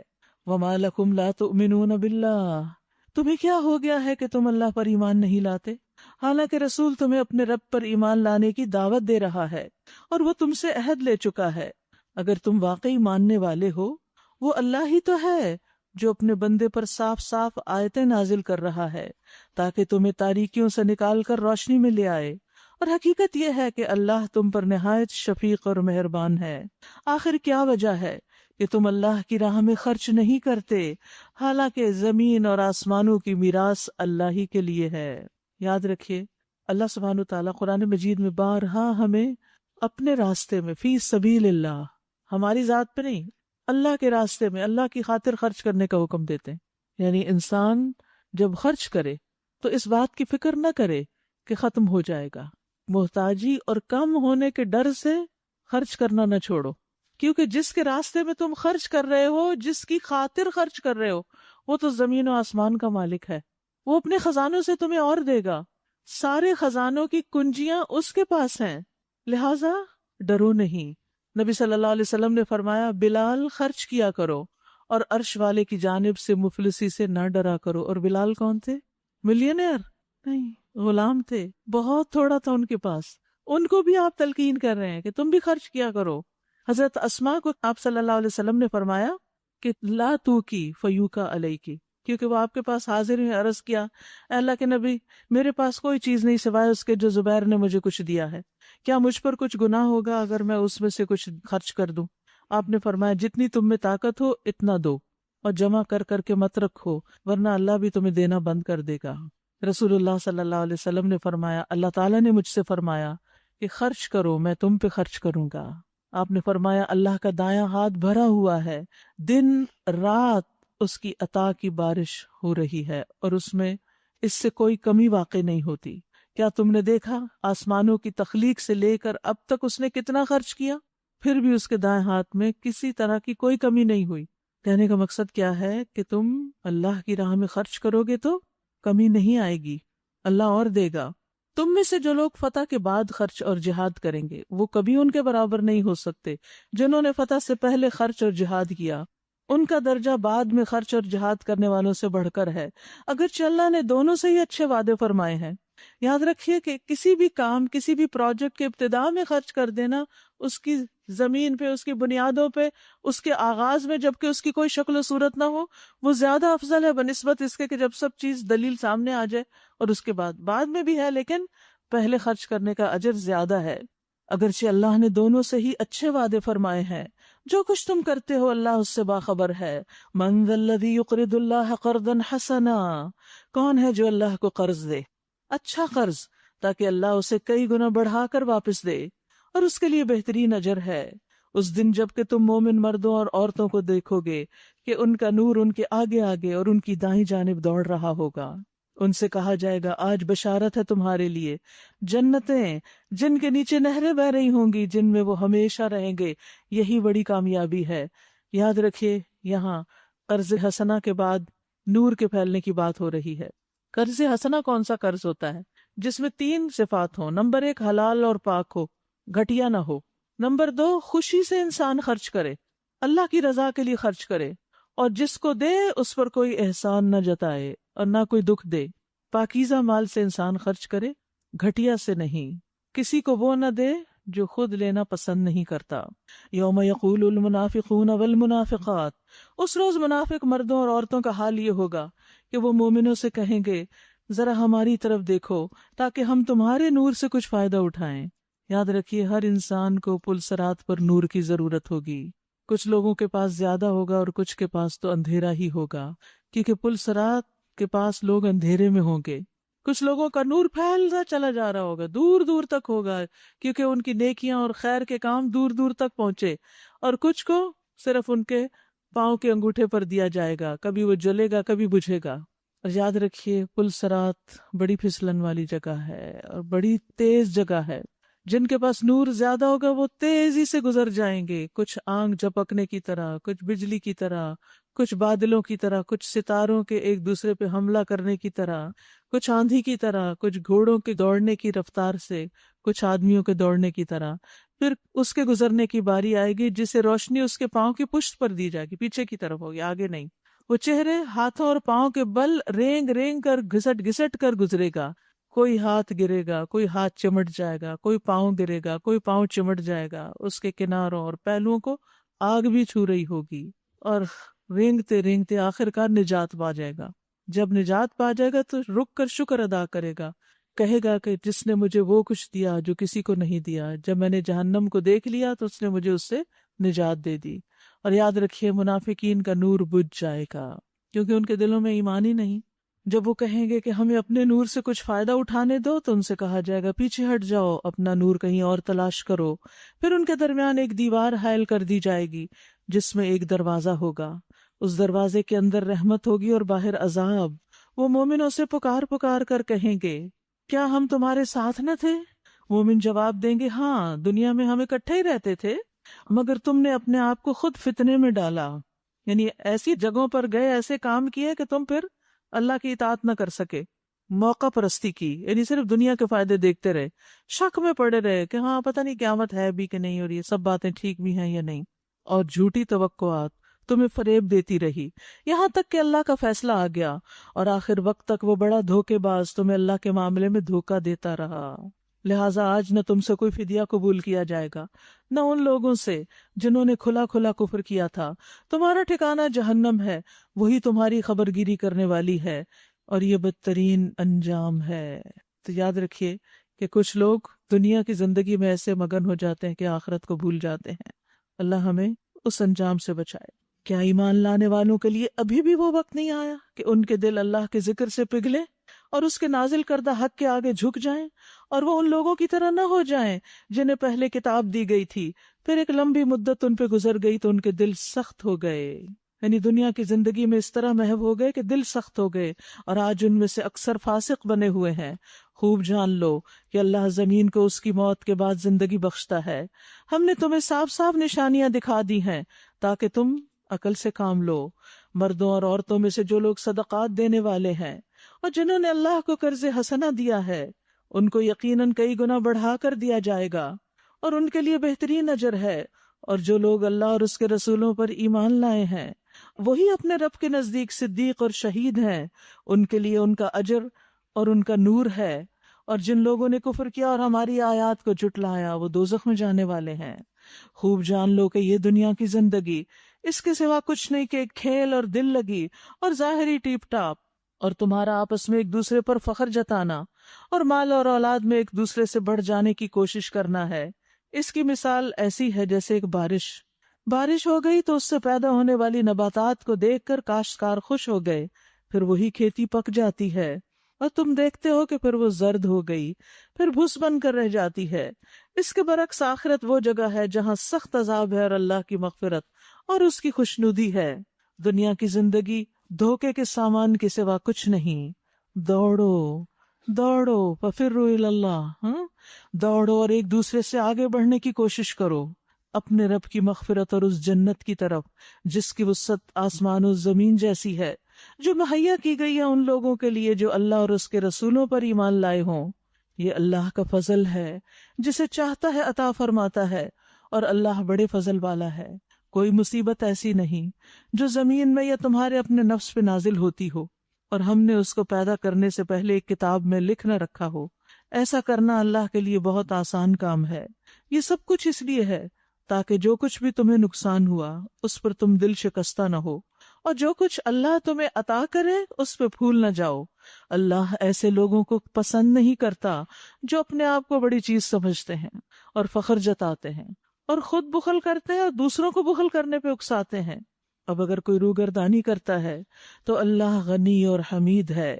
ہم نے اپنے رسولوں کو صاف صاف نشانی اور ہدایات کے ساتھ بھیجا اور ان کے ساتھ کتاب اور میزان نازل کی تاکہ لوگ انصاف پر قائم ہوں، اور لوہا اتارا جس میں بڑا زور ہے اور لوگوں کے لیے فائدے ہیں۔ یہ اس لیے کیا گیا ہے کہ اللہ کو معلوم ہو جائے کہ کون اس کو دیکھے بغیر اس کی اور اس کے رسولوں کی مدد کرتا ہے۔ یقیناً اللہ بڑی قوت والا اور زبردست ہے۔ ہم نے نوح علیہ السلام اور ابراہیم علیہ السلام کو بھیجا اور ان دونوں کی نسل میں نبوت اور کتاب رکھ دی، پھر ان کی اولاد میں سے کسی نے ہدایت اختیار کی اور بہت سے فاسق ہو گئے۔ ان کے بعد ہم نے پے در پے اپنے رسول بھیجے، اور ان سب کے بعد عیسیٰ ابن مریم کو مبعوث کیا اور اس کو انجیل عطا کی، اور جن لوگوں نے اس کی پیروی اختیار کی ان کے دلوں میں ہم نے ترس اور رحم ڈال دیا۔ اور رہبانیت انہوں نے خود ایجاد کر لی، یعنی دنیا سے کنارہ کشی۔ ہم نے اسے ان پر فرض نہیں کیا تھا، مگر اللہ کی خوشنودی کی طلب میں انہوں نے آپ ہی یہ بدعت نکالی۔ اس سے پتہ یہ چلتا ہے کہ اللہ کی خوشنودی حاصل کرنے کے لیے بھی ایسے کام نہیں کرنے چاہیے جو دین میں ہے نہیں، اور پھر اس کی پابندی کرنے کا جو حق تھا اسے ادا نہ کیا۔